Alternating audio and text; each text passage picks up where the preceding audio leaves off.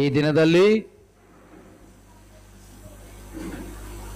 ನಿಮ್ಮೆಲ್ಲ ಕೆಲಸಗಳನ್ನ ಬದಿಗಿಟ್ಟು ದೇವರನ್ನ ಆರಾಧಿಸಬೇಕು, ದೇವರಾಲಯಕ್ಕೆ ಹೋಗಲೇಬೇಕು ಅಂತೇಳಿ ದೇವರಾಲಯಕ್ಕೆ ಬಂದಿರುವಂತ ನಿಮ್ಮೆಲ್ಲರನ್ನ ದೇವರು ಹೆಸರಿಸಿಡಿದು ಆಶೀರ್ವದಿಸಲಿ. ಇವತ್ತು ಗರಿಗಳ ಹಬ್ಬ. ಈ ಗರಿಗಳ ಹಬ್ಬದಲ್ಲಿ ದೇವರ ಸನ್ನಿಧಾನಕ್ಕೆ ಬಂದಿರುವಂತ ನಿಮ್ಮೆಲ್ಲರಿಗೆ ಯೇಸು ಕ್ರಿಸ್ತನು ರಾಜಾದಿ ರಾಜನಾಗಿ ದೇವಾದಿ ದೇವನಾಗಿ ನಿಮ್ಮೆಲ್ಲರನ್ನ ಆಶೀರ್ವದಿಸಲಿ. ನಿಮ್ಗೆಲ್ಲರಿಗೆ ದೇವರ ದಯೆ, ದೇವರ ಕೃಪೆ ದೇವರು ಏರಳವಾಗಿ ಅನುಗ್ರಹಿಸಲಿ. ದೇವರಾಲಯಕ್ಕೆ ಬಂದಿರುವಂತ ನಿಮ್ಮೆಲ್ಲರನ್ನು ಸಹ ದೇವರು ಬರಿಗೆಯಲ್ಲಿ ವಾಪಸ್ ಕಳಿಸದೆ ದೇವರು ಒಂದು ದೊಡ್ಡ ಆಶೀರ್ವಾದಗಳಿಂದ ದೇವರು ನಿಮ್ಮನ್ನ ತುಂಬಿಸಿ ಕಳಿಸಿಕೊಡ್ಲಿ. ಆಮೇನ್, ಹಲ್ಲೆಲೂಯಾ. ದೇವರ ನಾಮಕ್ಕೆ ಮಹಿಮೆ ಉಂಟಾಗಲಿ. ಈ ಸಮಯದಲ್ಲಿ ನಾವೊಂದು ವಾಕ್ಯವನ್ನು ಓದಿಕೊಂಡು ಈ ಗರಿಗಳ ಹಬ್ಬದಲ್ಲಿ ನಾವೊಂದು ವಾಕ್ಯವನ್ನು ಧ್ಯಾನ ಮಾಡೋಣ. ಇವತ್ತಿನ ಧ್ಯಾನಕ್ಕಾಗಿ ಆರಿಸಿಕೊಂಡಂಥ ವಾಕ್ಯ ಭಾಗವನ್ನು ನಾವು ಓದಿಕೊಳ್ಳೋಣ. ಮತ್ತಾಯನು ಬರೆದಂಥ ಸುವಾರ್ತೆ 21ನೇ ಅಧ್ಯಾಯ 1ನೇ ವಾಕ್ಯದಿಂದ 11ನೇ ವಾಕ್ಯದವರೆಗೆ ಈ ಸಮಯದಲ್ಲಿ ನಾವು ಓದ್ಕೊಳ್ಳೋಣ. ಮತ್ತಾಯನು ಬರೆದಂಥ ಸುವಾರ್ತೆ 21ನೇ ಅಧ್ಯಾಯ 1ನೇ ವಾಕ್ಯದಿಂದ 11ನೇ ವಾಕ್ಯದವರೆಗೂ ಈ ಸಮಯದಲ್ಲಿ ನಾವು ಓದ್ಕೊಳ್ಳೋಣ. ಅವರು ಯೆರೂಸಲೇಮಿಗೆ ಸಮೀಪಿಸಿ ಎಣ್ಣೆಯ ಮರಗಳ ಗುಡ್ಡದ ಬಳಿಯಲ್ಲಿರುವ ಬೆತ್ಫಗೆಗೆ ಬಂದಾಗ ಯೇಸು 2 ಶಿಷ್ಯರನ್ನು ಕರೆದು, ನಿಮ್ಮೆದುರಿಗಿರುವ ಹಳ್ಳಿಗೆ ಹೋಗಿರಿ. ಹೋದ ಕೂಡಲೇ ಅಲ್ಲಿ ಕಟ್ಟಿರುವ ಕತ್ತೆಯನ್ನು ಅದರ ಕೂಡ ಇರುವ ಮರಿಯನ್ನು ಕಾಣುವಿರಿ. ಅವುಗಳನ್ನು ಬಿಚ್ಚಿ ನನ್ನ ಹತ್ತಿರಕ್ಕೆ ಹಿಡಿದುಕೊಂಡು ಬನ್ನಿರಿ. ಯಾವನಾದರೂ ನಿಮಗೆ ಏನಾದರೂ ಹೇಳಿದರೆ, ಇವು ಸ್ವಾಮಿಯವರಿಗೆ ಬೇಕಾಗಿವೆ ಅನ್ನಿರಿ. ಕೂಡಲೇ ಅವುಗಳನ್ನು ಬಿಟ್ಟು ಕೊಡುವನು ಎಂದು ಹೇಳಿ ಕಳುಹಿಸಿದನು. ಒಬ್ಬ ಪ್ರವಾದಿಯ ಮುಖಾಂತರ ಹೇಳಿದ ಮಾತು ನೆರವೇರುವಂತೆ ಇದು ಆಯಿತು. ಆ ಮಾತು ಏನೆಂದರೆ, ಚೀಯೋನ್ ನಗರಿಗೆ, ನೋಡು, ನಿನ್ನ ಅರಸು ನಿನ್ನ ಬಳಿಗೆ ಬರುತ್ತಾನೆ. ಆತನು ಶಾಂತ ಗುಣ ಉಳ್ಳವನಾಗಿಯೂ ಕತ್ತೆಯನ್ನು, ಹೌದು, ಪ್ರಾಯದ ಕತ್ತೆ ಮರಿಯನ್ನು ಹತ್ತಿದವನಾಗಿಯೂ ಬರುತ್ತಾನೆಂದು ಹೇಳಿರಿ ಎಂಬುದು. ಆಗ ಶಿಷ್ಯರು ಹೋಗಿ ಯೇಸು ತಮಗೆ ಅಪ್ಪಣೆ ಕೊಟ್ಟಂತೆಯೇ ಕತ್ತೆಯನ್ನು ಮರಿಯನ್ನು ತಂದು ಅವುಗಳ ಮೇಲೆ ತಮ್ಮ ಬಟ್ಟೆಗಳನ್ನು ಹಾಕಲು ಆತನು ಹತ್ತಿ ಕೂತುಕೊಂಡನು. ಆಗ ಜನರ ಗುಂಪಿನಲ್ಲಿ ಬಹಳ ಮಂದಿ ತಮ್ಮ ಬಟ್ಟೆಗಳನ್ನು ದಾರಿಯಲ್ಲಿ ಹಾಸಿದರು. ಬೇರೆ ಕೆಲವರು ಮರಗಳಿಂದ ಚಿಗುರುಗಳನ್ನು ಕೊಯ್ದ ದಾರಿಯಲ್ಲಿ ಹರಡುತ್ತಿದ್ದರು.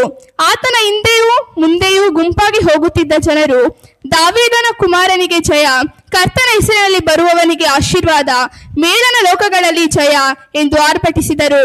ಆತನು ಯೆರೂಸಲೇಮನ್ನು ಸೇರಲು ಪಟ್ಟಣವೆಲ್ಲ ಗದ್ದಲವಾಗಿ, ಈತನು ಯಾರು ಅಂದರು. ಅದಕ್ಕೆ ಆ ಜನರ ಗುಂಪಿನವರು, ಈತನು ಆ ಪ್ರವಾದಿ, ಗಲಿಲಾಯದ ನಜರೇತಿನ ಯೇಸು ಅಂದರು. Amen, amen, amen, hallelujah. ದೇವರ ನಾಮಕ್ಕೆ ಮಹಿಮೆ ಉಂಟಾಗಲಿ. ನಾವು ಯೇಸು ಕ್ರಿಸ್ತನು ಶಿಲುಬೆಯಲ್ಲಿ ಮರಣ ಹೊಂದಿರುವಂಥ ದಿನಕ್ಕೆ ಸಮೀಪ ಹೋಗ್ತಾ ಇದ್ದೀವಿ. ಇನ್ನು ಕೇವಲ 5 ದಿನಗಳಲ್ಲಿ ಯೇಸು ಕ್ರಿಸ್ತನನ್ನ ಸುಮಾರು 2000 ವರ್ಷಗಳ ಹಿಂದೆ ಶಿಲುಬೆಗೆ ಹಾಕಿರುವಂಥ ದಿನವಾಗಿ ನಾವು ಆಚರಣೆಯನ್ನು ಮಾಡ್ಲಿಕ್ಕೆ ಹೋಗ್ತಾ ಇದ್ದೀವಿ. ಈ 5 ದಿನಗಳು ಬಹಳಷ್ಟು ವಿಶೇಷವಾಗಿರುವಂಥ ಒಂದು ದಿನಗಳು. ಈ 5 ದಿನಗಳಲ್ಲಿ 5 ದಿನಗಳು ಸಹ ಯೇಸು ಕ್ರಿಸ್ತನು ಒಂದೊಂದು ದಿನಾನು ವಿಶೇಷವಾಗಿರುವಂಥ ಕಾರ್ಯಗಳನ್ನು ಮಾಡ್ತಾರೆ.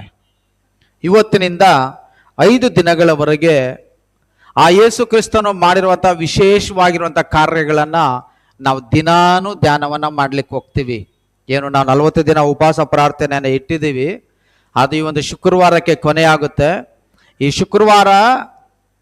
ಶುಕ್ರವಾರದವರೆಗೂ 5 ದಿನಗಳ ಸಮಯ ಏನಿದೆ, ದಿನಾನು ಯೇಸು ಕ್ರಿಸ್ತನು ಏನು ಮಾಡಿದ್ರು 5 ದಿನಗಳು, ಈ ಕೊನೆಯ 5 ದಿನಗಳು. ಶುಕ್ರವಾರ ಆದರೆ ಆತನು ಕಲ್ವಾರಿ ಶಿಲುಬೆಯಲ್ಲಿ ನನ್ನ ಪಾಪಗಳನ್ನು ಹೊತ್ಕೊಂಡು ಆತನು ಮರಣವನ್ನು ಹೊಂದುತ್ತಾನೆ. ಆತನು ಈ ಮರಣ ಹೊಂದಿ ಆತನು ಪರಲೋಕಕ್ಕೆ ಏರಿ ಹೋಗುವಂಥ ಕಾರಣ ಆತನು ಬದುಕಿರುವ ಕೊನೆಯ 5 ದಿನಗಳು ಈ ಲೋಕದಲ್ಲಿ. ಅಂದರೆ ಆತನು ಯಾವಾಗಲೂ ಜೀವ ಸ್ವರೂಪನಾಗೇ ಇದ್ದಾನೆ, ಆತನು ಜೀವಿಸುವಂಥ ದೇವರಾಗಿದ್ದಾರೆ. ಆದರೆ ಈ ಲೋಕದಲ್ಲಿ ಬದುಕಿರುವಂಥ 33.5 ವರ್ಷಗಳಲ್ಲಿ ಕೊನೆಯ 5 ದಿನಗಳು. ಆದ್ದರಿಂದ ಇವತ್ತು ಯೇಸು ಕ್ರಿಸ್ತನು ಏನು ಮಾಡಿದ್ರು ಅಂತೇಳಿ ಇವತ್ತು ನಾವು ಧ್ಯಾನವನ್ನ ಮಾಡ್ಲಿಕ್ಕೆ ಹೋಗ್ತಾ ಇದ್ದೇವೆ. ಹಲ್ಲೆಲೂಯಾ. ಕರ್ತನಲ್ಲಿರುವಂಥ ಪ್ರೀತಿಯ ಸಹೋದರ ಸಹೋದರಿಯೇ, ಯೇಸು ಕ್ರಿಸ್ತನು ಸತ್ತು ಹೋಗಿರುವಂಥ ಲಾಜರ್ನನ್ನ ಎಬ್ಬಿಸಿ ಅದಾದ ಮೇಲೆ ಮಾರನೇ ದಿನದಲ್ಲಿ ಇವತ್ತು ಆತನು ಯೆರೂಸಲೇಮಿಗೆ ಪ್ರಯಾಣ ಮಾಡ್ತಾ ಇದ್ದಾನೆ. ಇವತ್ತು ಯೆರೂಸಲೇಮಿಗೆ ಹೋಗೋದಕ್ಕಿಂತ ಮೊದಲು ಸುಮಾರು ದಿನಗಳ ಕಾಲ ಆತನು ಯೆರೂಸಲೇಮಿಗೆ ಬರಲಿಲ್ಲ. ಯೆರೂಸಲೇಮಿಗೆ ಆತನು ಬರಲಿಲ್ಲ. ಯಾಕೆ ಬರಲಿಲ್ಲ ಅಂತಂದ್ರೆ, ಯೆರೂಸಲೇಮಿನಲ್ಲಿರುವಂಥ ಅನೇಕ ಫರಿಸಾಯರು, ಸದುಕಾಯರು, ಶಾಸ್ತ್ರಿಗಳು ಎಲ್ಲ ದುರಾಲೋಚನೆಯನ್ನು ಮಾಡಿಕೊಂಡು ಯೇಸು ಕ್ರಿಸ್ತನು ಯೆರೂಸಲೇಮಿಗೆ ಬಂದರೆ ಆತನ ಒಂದು ತಪ್ಪಿಡಿಬೇಕು, ಆತನನ್ನ ನಾವು ಕಲ್ಲುಗಳಿಂದ ಹೊಡಿಬೇಕು ಅಂತೇಳಿ ಅವರು ಆಲೋಚನೆಯನ್ನು ಮಾಡ್ಕೊಂಡಿರ್ತಾರೆ. ಯೇಸು ಕ್ರಿಸ್ತನು ಆತನನ್ನ ಕಲ್ಲುಗಳಿಂದ ಹೊಡಿಬೇಕು ಎಂದು ಹೇಳಿ ಇಸ್ರಾಯೇಲರು, ಅಲ್ಲಿರುವಂಥ ಫರಿಸಾಯರು, ಸದುಕಾಯರು ತೀರ್ಮಾನ ಮಾಡಿ ಆತನನ್ನು ಕಲ್ಲುಗಳಿಂದ ಹೊಡಿಲಿಕ್ಕೆ ಬಂದಾಗ ಆತನು ಅಲ್ಲಿಂದ ತಪ್ಪಿಸ್ಕೊಂಡು ಆತನು ಯೆರೂಸಲೇಮನ್ನು ಬಿಟ್ಟು ಬೇರೆ ಕಡೆ ಹೋಗಿ ಸುಮಾರು ದಿನಗಳ ಕಾಲ ಇದ್ದು ಅದಾದ ಮೇಲೆ ಆತನು ಯೆರೂಸಲೇಮಿಗೆ ಇವತ್ತು ವಾಪಸ್ ಬರ್ತಾ ಇದ್ದಾನೆ. ಯೆರೂಸಲೇಮಿನ ಬಳಿಗೆ ವಾಪಸ್ ಬರುವಾಗ ಯಾರು ಯೆರೂಸಲೇಮಿನಲ್ಲಿ ಯೇಸು ಕ್ರಿಸ್ತನನ್ನ ಕಲ್ಲುಗಳಿಂದ ಹೊಡಿಬೇಕು ಅನ್ಕೊಂಡಿದ್ರು ಅವರೇ ಯೇಸು ಕ್ರಿಸ್ತನನ್ನ ಈಗ ಸ್ವಾಗತ ಮಾಡ್ತಾ ಇದ್ದಾರೆ. ಯಾಕೆ?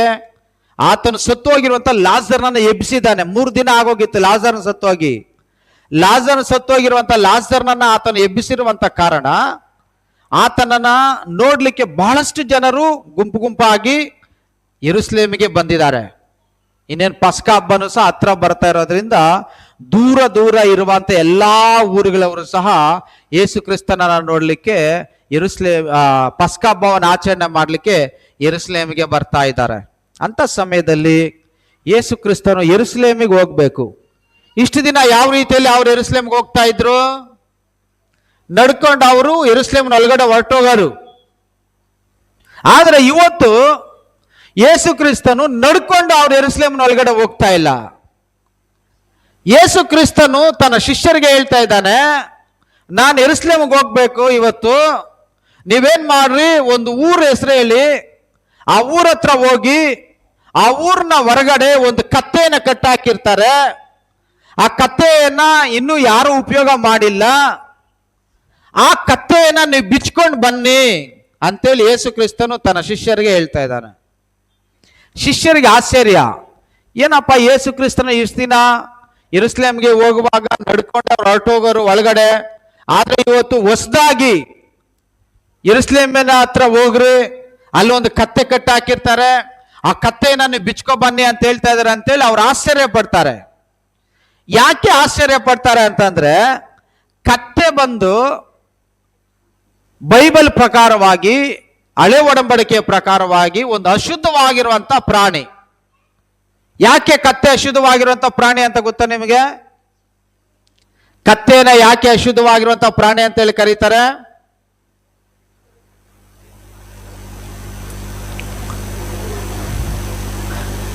ಬೈಬಲ್ ಅಲ್ಲಿ ಶುದ್ಧವಾಗಿರುವಂತ ಪ್ರಾಣಿಗಳು, ಅಶುದ್ಧವಾಗಿರುವಂತ ಪ್ರಾಣಿಗಳು ಅಂತೇಳಿ 2 ಭಾಗಗಳಾಗಿ ಹಳೆ ಒಡಂಬಡಿಕೆಯಲ್ಲಿ ವಿಂಗಡಿಸ್ತಾ ಇದ್ರು. ಶುದ್ಧವಾಗಿರುವಂತ ಪ್ರಾಣಿಗಳು ಯಾವ್ಯಾವುದು? ಯಾವುದಕ್ಕೆ ಗೊರಸು ಸೀಲಿರ್ತದೋ, ಕಾಲು ಗೊರಸು ಗೊತ್ತಾ ನಿಮ್ಗೆ? ಗೊರಸು ಯಾವ ಪ್ರಾಣಿಗೆ ಗೊರಸು ಹಿಂಗಿರ್ತದೋ ಅದು ಅಶುದ್ಧವಾಗಿರುವಂತ ಪ್ರಾಣಿ. ಯಾವ ಪ್ರಾಣಿಗೆ ಗೊರಸು ಹಿಂಗೆ ಸೀಲಿರ್ತದೋ, 2 ಸೀಲಿರ್ಬೇಕು ಹಿಂಗೆ ಕಾಲು, ಅದು ಶುದ್ಧವಾಗಿರುವಂತ ಪ್ರಾಣಿ. ಮತ್ತೆ ಯಾವ ಪ್ರಾಣಿ ತಾನು ತಿನ್ನುವಂತ ಆಹಾರವನ್ನು ಮೆಲುಕಾಗ್ತದೋ ಅದು ಶುದ್ಧವಾಗಿರುವಂತ ಪ್ರಾಣಿ. ಮೆಲುಕಾಕ್ಬೇಕು, ತಾನು ತಿಂದಿರುವಂತ ಆಹಾರವನ್ನ ಮತ್ತೆ ಬಾಯಿಗೆ ತಕೊಂಡು ಮೆಲುಕಾಕ್ಬೇಕು. ಯಾವ ಪ್ರಾಣಿ ಮೆಲುಕಾಕಲ್ವೋ, ಯಾವ ಪ್ರಾಣಿಗೆ ಗೊರಸು ಸೀಲಿರುವುದಿಲ್ವೋ ಅಶುದ್ಧವಾಗಿರುವಂತ ಪ್ರಾಣಿಗಳು ಬೈಬಲ್ ಪ್ರಕಾರ ಹಳೆ ಒಡಂಬಡಿಕೆಯಲ್ಲಿ. ಒಂದು ವೇಳೆ ಗೊರಸು ಸೀಲಿ ಮೆಲುಕಾಕಿಲ್ಲ ಅಂದ್ರೂ ಅಶುದ್ಧವಾಗಿರುವಂತ ಪ್ರಾಣಿನೇ. ಒಂದು ವೇಳೆ ಮೆಲುಕಾಕಿ ಗೊರಸು ಸೀಲಿಲ್ಲ ಅಂದ್ರೂ ಅದು ಅಶುದ್ಧವಾಗಿರುವಂತ ಪ್ರಾಣಿನೇ. ಕತ್ತೆ ಮೆಲುಕಾಗ್ತದ, ಮೆಲುಕಾಕಲ್ವಾ? ಕತ್ತೆ ಮೆಲುಕಾಕುತ್ತಾ, ಮೆಲುಕಾಕಲ್ವಾ? ಕತ್ತೆ ಮೆಲ್ಕಾಕಲ್ವಾ? ಮತ್ತೆ ಕತ್ತೆಗೆ ಗೊರಸು ಸೀಲಿರ್ತದೆ. ಕರ್ತನಲ್ಲಿರುವಂತಹ ಪ್ರೀತಿಯ ಸಹೋದರ ಸಹೋದರಿ, ಕತ್ತೆ ನಿಜವಾಗ್ಲೂ ಮೆಲ್ಕಾಕಲ್ವಾ?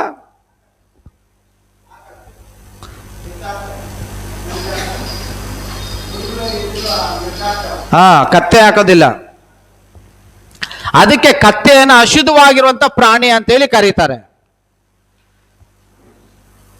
ಈಗ ಯೇಸು ಕ್ರಿಸ್ತನು ಯಾಕೆ ಅಶುದ್ಧವಾಗಿರುವಂತ ಪ್ರಾಣಿಯನ್ನ ಕರ್ಕೊಂಬರಕ್ ಹೇಳ್ತಾ ಇದ್ದಾರೆ? ಯೇಸು ಕ್ರಿಸ್ತನು ಯೆರೂಸಲೇಮಿಗೆ ಹೋಗ್ಬೇಕು ಅಂದ್ರೆ ಒಂದು ಕುದುರೆಯನ್ನ ಕರೆಸಬಹುದಾಗಿತ್ತು. ಯಾಕಂದ್ರೆ ಕುದುರೆದು ಗೊರಸು ಸೀಲಿದೆ, ಮೆಲುಕುನ ಆಗ್ತದೆ. ಹೌದಾ? ಹೌದಾ? ಕರ್ತನಲ್ಲಿರುವಂತ ಪ್ರೀತಿಯ ಸಹೋದರ ಸಹೋದರಿ, ಅವ್ರು ಕುದುರೆಯನ್ನ ಕರೆಸಬಹುದಾಗಿತ್ತು. ಯಾಕೆ ಅವರು ಅಶುದ್ಧವಾಗಿರುವಂತ ಪ್ರಾಣಿ ಆಗಿರುವಂತ ಕತ್ತೆಯನ್ನ ಕರೆಸ್ತಾ ಇದ್ದಾರೆ? ಶಿಷ್ಯರಿಗೆ ಆಶ್ಚರ್ಯ. ಯಾಕೆ ಯೇಸು ಕ್ರಿಸ್ತನು ಕತ್ತೆಯನ್ನ ಕರೆಸ್ತಾ ಇದ್ದಾನಲ್ವಾ ಅಂತೇಳಿ ಅವ್ರೇನ್ ಮಾಡ್ತಾರೆ, ಒಂದು ಊರ ಹತ್ರ ಹೋಗಿ ಆ ಊರ ಹತ್ರ ಇರುವಂತ ಒಂದು ಕತ್ತೆಯನ್ನ ಹಿಡ್ಕೊಂಡ್ ಬರ್ತಾರೆ. ಕತ್ತೆಯನ್ನ ಹಿಡ್ಕೊಂಡ್ ಬರೋಷ್ಟೊತ್ತಿಗೆ ಯೇಸು ಕ್ರಿಸ್ತನ್ ಇರುವಂತ ಸ್ಥಳದಲ್ಲಿ ತುಂಬಾ ಜನ ಸೇರಿದ್ದಾರೆ ಆಗಾಗಲೇ. ಯಾಕೆ ಸೇರಿರೋದು ಜನ? ಯಾಕೆ ಸೇರಿರೋದು ಯೇಸು ಕ್ರಿಸ್ತನ ಬಳಿಯಲ್ಲಿ? ಯಾಕೆ ಮಾತಾಡಬೇಕು? ಯಾಕೆ ಸೇರಿರೋದು? ಯೇಸು ಕ್ರಿಸ್ತನ್ ಯಾರು ನೆಬ್ಸಿದ್ದಾರೆ? ಯಾರು ನೆಬ್ಸಿದ್ದಾರೆ? ಲಾಜರ್ನನ್ನ ಆತನು ಎಬ್ಬಿಸಿದ್ದಾನೆ. ಸತ್ತೋಗಿ ಲಾಜರ್ನ 3 ದಿನ ಆಗೋಗಿತ್ತು. ಸತ್ತು ಹೋಗಿರುವಂತ ಲಾಜರ್ನನ್ನ ಯೇಸು ಕ್ರಿಸ್ತನ ಎಬ್ಬಿಸಿದ್ದಾನೆ. ಅದಕ್ಕೆ ಜನ ಎಲ್ಲ ಆಶ್ಚರ್ಯಚಕಿತರಾಗಿ ಯೇಸು ಕ್ರಿಸ್ತನ ಬಳಿಗೆ ಬರ್ತಾ ಇದ್ದಾರೆ. ಅವ್ರು ಕತ್ತೆ ಹಿಡ್ಕೊಂಡ್ ಬರೋದಕ್ಕೂ ಅಲ್ಲಿರುವಂತ ಜನ ಕತ್ತೆಯನ್ನ ನೋಡಿದ ತಕ್ಷಣ ಅವ್ರು ಏನ್ ಮಾಡ್ತಾರೆ, ಕತ್ತೆ ಮೇಲೆ ಬಟ್ಟೆಯನ್ನು ಹಾಸ್ತಾರೆ. ಈಗಾಗಲೇ ಜನ ಯೇಸು ಕ್ರಿಸ್ತನ ಬಳಿಗೆ ಬಂದಿರುವಂತವರೆಲ್ಲರೂ ಈ ತರ ಗರಿಗಳನ್ನ ಹಿಡ್ಕೊಂಡಿದ್ದಾರೆ ಕೈಗಳಲ್ಲಿ. ಬಟ್ಟೆಯನ್ನ ಆ ಕತ್ತೆ ಮೇಲೆ ಹಾಸಿ ಯೇಸು ಕ್ರಿಸ್ತನ ಆ ಕತ್ತೆ ಮೇಲೆ ಕುತ್ಕೊಳ್ತಾನೆ. ಆ ಕತ್ತೆ ನಡ್ಕೊಂಡು ಮುಂದೆ ಮುಂದೆ ಮುಂದೆ ಹೋಗ್ತಾ ಇದೆ. ಬಂದಿರುವಂತ ಜನ ಎಲ್ಲ ಏನ್ ಮಾಡ್ತಾ ಇದ್ದಾರೆ, ಆ ಕತ್ತೆಗೆ ಬಟ್ಟೆಗಳನ್ನ ಹಾಸ್ತಾ ಇದ್ದಾರೆ. ಒಂದು ಅಶುದ್ಧವಾಗಿರುವಂತ ಒಂದು ಪ್ರಾಣಿ, ಅಶುದ್ಧವಾಗಿರುವಂತ ಒಂದು ಪ್ರಾಣಿಯ ಮೇಲೆ ಯೇಸು ಕ್ರಿಸ್ತನ ಕುತ್ಕೊಂಡ ತಕ್ಷಣ ಆ ಅಶುದ್ಧವಾಗಿರುವಂತ ಪ್ರಾಣಿಗೆ ಜನ ಎಲ್ಲ ಅವರ ಬಟ್ಟೆಗಳನ್ನ ತಗೊಂಡು, ಶುದ್ಧವಾಗಿರುವಂತ ಬಟ್ಟೆಗಳನ್ನ ಆ ಅಶುದ್ಧವಾಗಿರುವಂತ ಪ್ರಾಣಿ ನಡೆಯುವಾಗ ಹಾಸ್ಕೊಂಡು ಹೋಗ್ತಾ ಇದ್ದಾರೆ. ಹೋಗ್ತಾ ಜನ ಕೂಗ್ತಾ ಇದ್ದಾರೆ. ಏನಂತ ಕೂಗ್ತಾ ಇದ್ದಾರೆ? ದಾವಿದ ಕುಮಾರನಿಗೆ. ಏನಂತ ಕೂಗ್ತಾ ಇದ್ದಾರೆ? ದಾವಿದ ಕುಮಾರನಿಗೆ, ಕರ್ತನ ಹೆಸರಿನಲ್ಲಿ ಬರುವವನಿಗೆ, ಮೇಲಿನ ಲೋಕದಲ್ಲಿ ಏನಂತ ಕರೀತಾ ಇದ್ದಾರೆ?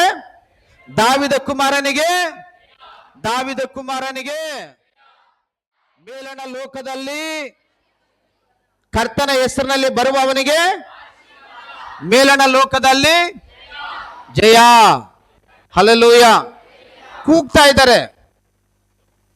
ಅಲ್ಲಿ ಪಕ್ಕದ ಮನೆಯವರು, ಬೀದಿಯಲ್ಲಿ ಇರೋರೆಲ್ಲ ಏನಂತ ಹೇಳ್ತಾರೆ, ಯಾಕೆ ನಿನ್ನ ಶಿಷ್ಯರು ಇಷ್ಟು ಜೋರಾಗಿ ಕೂಗ್ತಾ ಇದ್ದಾರೆ, ಅವರು ಕೂಗೋದನ್ನ ಒಂದು ಸ್ವಲ್ಪ ಕಮ್ಮಿ ಮಾಡಕ್ ಹೇಳಿ ಅಂದಾಗ ಯೇಸು ಸ್ವಾಮಿ ಏನಂತ ಹೇಳ್ತಾರೆ? ಲೂಕನ ಬರೆದಂತ ಸುವಾರ್ತೆಯಲ್ಲಿ ಓದಿ 19ನೇ ಅಧ್ಯಾಯ 40ನೇ ವಾಕ್ಯ.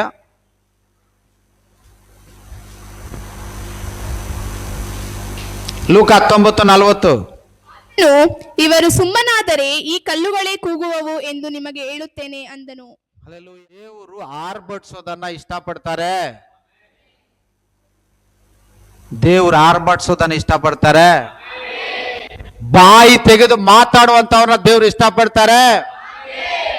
ಜನ ಹೇಳ್ತಾ ಇದ್ದಾರೆ, ಅಲ್ಲಿರುವಂತವ್ರು ಈ ಜನ ಕೂಗೋದನ್ನ ನಿಲ್ಸಕ್ ಹೇಳಿ ಅಂದ್ರೆ ಯೇಸು ಸ್ವಾಮಿ ಏನ್ ಹೇಳ್ತಾ ಇದ್ದಾರೆ? ಈ ಜನ ಕೂಗೋದನ್ನ ನಿಲ್ಲಿಸಿದ್ರೆ ಇಲ್ಲಿರುವಂತ ಕಲ್ಲುಗಳೇ ಕೂಗ್ತಾವೆ, ನೀವು ನಿಲ್ಲಿಸಿದ್ರೆ ಇಲ್ಲಿರುವಂತ ಕಂಬಗಳೇ ಕೂಗ್ತಾವ ಅಂತ ಯೇಸು ಸ್ವಾಮಿ 2ನೇ ಸತಿ ಬರುವಾಗ. ನೀವು ಕೂಗ್ತೀರಾ? ಕಂಬಗಳು ಕೂಗೋದಕ್ಕೆ ಬಿಡ್ತೀರಾ? ಇಲ್ಲಿ ಕೂಗ್ತೀರಾ ನೀವೆಲ್ಲ? ಚರ್ಚಲ್ಲಿ ಏನಂತ ಕೂಗ್ಬೇಕು? ದಾವಿದ ಕುಮಾರನಿಗೆ. ಇಲ್ಲಿ ಎಲ್ಲರೂ ದಾವಿದ ಕುಮಾರನಿಗೆ, ದಾವಿದ ಕುಮಾರನಿಗೆ ಮೇಲಣ ಲೋಕದಲ್ಲಿ, ಮೇಲಣ ಲೋಕದಲ್ಲಿ ದಾವಿದ ಕುಮಾರನಿಗೆ. ಹಲ್ಲೆಲೂಯಾ. ಈ ರಾಜಕೀಯ ವ್ಯಕ್ತಿಗಳು ಮೀಟಿಂಗ್ ಹೋದ್ರೇನೆ ಎಷ್ಟೋ ಚೆನ್ನಾಗಿ ಕೂಗ್ತಾರೆ ಜನ. ಏನಂತ ಆ ಹೆಸರನ್ನ ಹೇಳಲ್ಲ ನಾನು, ಆ ಹೆಸರನ್ನ ಹಿಡ್ಕೊಂಡು ಏನು ಆ ಹೆಸರು ಕೂಗ್ತಾರೆ ಕೂಗ್ತಾರೆ ಕೂಗ್ತಾರೆ ಹಂಗೆ ಕೂಗ್ತಾರೆ. ಇಲ್ಲಿ ಚರ್ಚಲ್ಲಿ ಇರೋರು ಯೇಸು ಕ್ರಿಸ್ತನಿಗೆ ಒಂದು ಜಯ ಹಾಕೋದಕ್ಕೆ ಎಲ್ಲರೂ ಹಿಂದೆ ಮುಂದೆ ನೋಡ್ತಾ ಇದ್ದಾರೆ, ಮೂಗಲ್ಲಿ ಜಯ ಜಯ ಅನ್ಕೊಂಡು. ಹಿಂಗೇನಾ ನೀವು ದೇವ್ರನ್ನ ಕೂಗೋದು? ಹಿಂಗೇನಾ ದೇವ್ರನ್ನ ನೀವು ಆರ್ಭಟಿಸೋದು? ಹಿಂಗೇನಾ? ಜೋರಾಗಿ ಹೇಳ್ಬೇಕು. ದಾವಿದ ಕುಮಾರನಿಗೆ, ದಾವಿದ ಕುಮಾರನಿಗೆ. ಇವತ್ತು ಮೀನುಕುಂಟೆ ಹೊಸೂರಲ್ಲಿ ಇರುವಂತವ್ರು ಏನಪ್ಪ ಹಿಂಗ್ ಕರೀತಾರ ಅಂತ ಹೇಳ್ಬೇಕು, ಹಂಗ್ ಕೂಗ್ಬೇಕು. ಅರ್ಥ ಆಗ್ತಾ ಇದೆಯಾ? ದಾವಿದ ಕುಮಾರನಿಗೆ ಮೇಲಣ ಲೋಕದಲ್ಲಿ, ಮೇಲಣ ಲೋಕದಲ್ಲಿ ದಾವಿದ ಕುಮಾರನಿಗೆ. ಈ ಅಜ್ಜಿರಿಗೆ ಬಾಯೇ ಬರೋದಿಲ್ಲ ನಮ್ಮ ಚರ್ಚಲ್ಲಿ. ಅಜ್ಜಿರು ಯಾರು ಕರೆಯೋದೇ ಇಲ್ಲ ಜೋರಾಗಿ. ಜೋರ ಕೂಪಣ್ಣ ಹೇಳೋಣ ಜೋರಾಗಿ. ದಾವಿದ ಕುಮಾರನಿಗೆ ಮೇಲಣ ಲೋಕದಲ್ಲಿ, ದಾವಿದ ಕುಮಾರನಿಗೆ ಮೇಲಣ ಲೋಕದಲ್ಲಿ. ಈ ತರ ಜನ ಕೂಗ್ಕೊಂಡು ಕೂಗ್ಕೊಂಡು ಕೂಗ್ಕೊಂಡು ಕೂಗ್ಕೊಂಡು ಯೆರೂಸಲೇಮಿನ ಒಳಗಡೆ ಹೋಗ್ತಾ ಇದ್ದಾರೆ. ಇವತ್ತು ನಾವು ಧ್ಯಾನ ಮಾಡಬೇಕಾಗಿರುವಂಥದ್ದು ಅಶುದ್ಧವಾಗಿರುವಂತ ಪ್ರಾಣಿಯಾಗಿರುವಂತ ಕತ್ತೆಯನ್ನ ಯಾಕೆ ದೇವರು ಕರೆದ್ರು ಅನ್ನೋದೇ ಇವತ್ತಿನ ವಾಕ್ಯದ ಸಾರಾಂಶ. ಅಶುದ್ಧವಾಗಿರುವಂತ ಪ್ರಾಣಿ, ಹಳೆ ಒಡಂಬಡಿಕೆಯಲ್ಲಿ ಅಶುದ್ಧವಾಗಿರುವಂತ ಪ್ರಾಣಿಗಳನ್ನ ಯಾರು ತಿನ್ನುತ್ತಾನೂ ಇರಲಿಲ್ಲ, ಮುಡ್ತಾನೂ ಇರಲಿಲ್ಲ. ಹಳೆ ಒಡಂಬಡಿಕೆಯಲ್ಲಿ ಕತ್ತೆಗೆ ಏನಾದ್ರೂ ಮೊದಲನೇ ಮರಿ ಗಂಡು ಮರಿಯನ್ನ ಕತ್ತೆ ಜನ್ಮ ಕೊಟ್ರೆ ಗಂಡು ಮರಿಯನ್ನ ಯಾರಿಗೆ ಯಜ್ಞ ಅರ್ಪಣೆ ಮಾಡಬೇಕಾಗಿತ್ತು? ಯಾರಿಗೆ? ಹಲೋ, ಕುರಿ, ಮೇಕೆ, ಹಸು, ದನ, ಯಾವುದೇ ಪ್ರಾಣಿ ಮನೆಯಲ್ಲಿರಲಿ, ಕೋಳಿ, ಆ ಮನೆಯಲ್ಲಿ ಹುಟ್ಟುವಂತ ಮೊದಲನೆಯ ಮರಿ ಗಂಡಾಗಿದ್ರೆ, ಏನಾಗಿದ್ರೆ ಗಂಡಾಗಿದ್ರೆ ಅದು ಯಾವುದಕ್ಕೆ ಯಾರಿಗೆ ಕೊಡ್ಬೇಕು? ಅದನ್ನ ಯಾರಿಗೆ ಕೊಡ್ಬೇಕಾಗಿತ್ತು? ಯಾರಿಗೆ ಕೊಡ್ಬೇಕಾಗಿತ್ತು? ಗಂಡು ಮರಿ, ಹುಂಜ ಗಂಡು, ಅದನ್ನ ದೇವರಿಗೆ ತಂದು ಸಮರ್ಪಣೆ ಮಾಡಬೇಕಾಗಿತ್ತು ಹಳೆ ಒಡಂಬಡಿಕೆಯಲ್ಲಿ. ಕತ್ತೆ ಏನಾದ್ರೂ ಗಂಡು ಮರಿಗೆ ಜನ್ಮ ಕೊಟ್ರೆ ಏನ್ ಮಾಡಬಹುದಾಗಿತ್ತು? ಆ ಕತ್ತೆ ಮರಿನ ಏನ್ ಮಾಡ್ತಾ ಇದ್ರು? ಕತ್ತೆ ಮರಿನ ವಿಮೋಚನ ಕಾಂಡ 13ನೇ ಅಧ್ಯಾಯ 13ನೇ ವಾಕ್ಯ. ವಿಮೋಚನ ಕಾಂಡ 13ನೇ ಅಧ್ಯಾಯ 13ನೇ ವಾಕ್ಯ.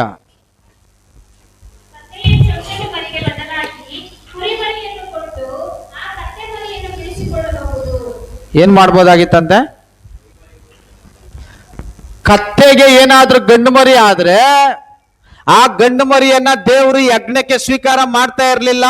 ದೇವ್ರು ಏನ್ ಹೇಳ್ತಾ ಇದ್ದಾರೆ? ಕತ್ತೆಗೆ ಏನಾದ್ರೂ ಗಂಡು ಮರಿ ಆದ್ರೆ ಕತ್ತೆಗೆ ಗಂಡು ಮರಿಗೆ ಬದಲಾಗಿ ಬೇರೆ ಯಾವುದಾದ್ರೂ ಒಂದು ಕುರಿಯನ್ನ ತಗೊಬಂದು ಕತ್ತೆಗೆ ಬಿಡಿಸ್ಕೊಂಡು ಹೋಗ್ಬೋದಾಗಿತ್ತು. ಒಂದು ವೇಳೆ ನಮ್ಮ ಹತ್ರ ಕುರಿ ಇಲ್ಲ ಅಂತಂದ್ರೆ ಏನ್ ಮಾಡ್ಬೇಕಾಗಿತ್ತಂತೆ? ಕತ್ತೆ ಮರಿನ ಓದಮ್ಮ ಹಂಗೆ ಮುಂದೆ.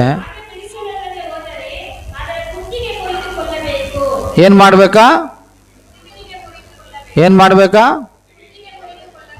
ಅದನ್ನ ಏನ್ ಮಾಡ್ಬೇಕಾಗಂದ್ರೆ ಅದನ್ನ ಸಾಯಿಸ್ಬಿಡ್ಬೇಕಾಗಿತ್ತು ಕತ್ತೆ ಮರಿನ. ಅರ್ಥ ಆಗ್ತಾ ಇದೆಯಾ? ಕತ್ತೆಗೆ ಬದಲಾಗಿ ಒಂದು ಕುರಿಯನ್ನ ಬಲಿಯಾಗಿ ಕೊಡ್ಬೋದಾಗಿತ್ತು. ಆದ್ರೆ ಯೇಸು ಕ್ರಿಸ್ತನು ಒಂದು ಅಶುದ್ಧವಾಗಿರುವಂತ ಪ್ರಾಣಿಯ ಮೇಲೆ ಕುತ್ಕೊಂಡು ಆತನು ಯೆರೂಸಲೇಮಿಗೆ ಹೋಗ್ತಾ ಇದ್ದಾನೆ. ಯಾಕೆ? ಇಸ್ರಾಯೇಲ್ ದೇಶದಲ್ಲಿ ಭೂಮಿ ಆಕಾಶವನ್ನ ದೇವರು ಉಂಟು ಮಾಡಿ ಇಸ್ರಾಯೇಲ್ ಜನರನ್ನ ದೇವರು ಆರಿಸ್ಕೊಂಡು ಇಸ್ರಾಯೇಲ್ ಜನರನ್ನ ಮಾತ್ರ ಇದುವರೆಗೂ ದೇವರು ಶುದ್ಧಿ ಮಾಡ್ಕೊಂಡ್ ಬಂದ್ರು. ಅರ್ಥ ಆಗ್ತಾ ಇದೆಯಾ? ಆದಾಮನಿಂದ ಯೇಸು ಕ್ರಿಸ್ತನವರೆಗೆ ಒಂದು ಕುಲವನ್ನ ದೇವರು ಆರಿಸ್ಕೊಂಡು ಆ ಕುಲವನ್ನ ಶುದ್ಧಿ ಮಾಡ್ಕೊಂಡ್ ಬಂದ್ರು. ಆ ಕುಲ ಬಿಟ್ಟು ಇನ್ನು ಪ್ರಪಂಚದಲ್ಲಿ ಇರುವಂತ ಎಲ್ಲರೂ ಯಾರಾಗಿದ್ದಾರೆ? ಈಗ ದೇವರಿಗೆ ಅಶುದ್ಧರಾಗಿದ್ದಾರೆ. ಯಾರಾಗಿದ್ದಾರೆ? ಎಲ್ಲರೂ ಅನ್ಯ ಜನರು. ನಾವೆಲ್ಲ ಯಾರು? ಅನ್ಯ ಜನರು. ದೇವರ ಪ್ರಜೆ, ದೇವರ ಸ್ವಕೀಯ ಜನ ಅಂತ ಯಾರನ್ನ ಕರೀತಾ ಇದ್ರು? ಇಸ್ರಾಯೇಲರನ್ನ ಜನ ಕರೀತಾ ಇದ್ರು. ದೇವರು ಕರೆದರು. ಇಸ್ರಾಯೇಲರಲ್ಲಿ 12 ಕುಲ. 12 ಕುಲದಲ್ಲಿ 10 ಕುಲ ಸಮರ್ಯ ಕುಲವಾಗಿ ಮಾರ್ಪಡ್ತದೆ. ಯಾಕಂದ್ರೆ ಅವ್ರು ಅಶ್ಮೂರ್ಯ ದೇಶಕ್ಕೆ ಹೋಗಿ ಅಶ್ಮೂರ್ಯ ದೇಶದಲ್ಲಿರುವಂತವ್ರನ್ನೆಲ್ಲ ಮದುವೆ ಆಗಿ ಅಶುದ್ಧರಾಗ್ಬಿಡ್ತಾರೆ. ಇನ್ನು 2 ಕುಲ ಯಾವ್ಯಾವುದು? ಬೆಂಜಮಿನ್ ಕುಲ ಮತ್ತೆ ಯೂದ ಕುಲ. ಬೆಂಜಮಿನ್ ಕುಲ, ಯೂದ ಕುಲ ಮಾತ್ರ ಈಗ ದೇವರಿಗೆ ಪರಿಶುದ್ಧವಾಗಿರುವಂತ ಪ್ರಜೆಯಾಗಿ, ಪರಿಶುದ್ಧವಾಗಿರುವಂತ ಕುಲವಾಗಿ ಜೀವಿಸ್ತಾ ಇದ್ದಾರೆ. ಇನ್ನು ಉಳಿದಂತ ಎಲ್ಲರೂ ಯಾರಾಗಿದ್ದಾರೆ? ಅನ್ಯ ಜನರಾಗಿದ್ದಾರೆ, ದೇವರಿಗೆ ಅಶುದ್ಧರಾಗಿದ್ದಾರೆ. ಯೇಸು ಕ್ರಿಸ್ತನು ಬಂದಿದ್ದು ಏನಕ್ಕೋಸ್ಕರ? ಲೂಕನ ಬರೆದ ಸುವಾರ್ತೆ 19ನೇ ಅಧ್ಯಾಯ 10ನೇ ವಾಕ್ಯದಲ್ಲಿ ಆತನು ಪಾಪಿಗಳನ್ನ ಹುಡುಕಿ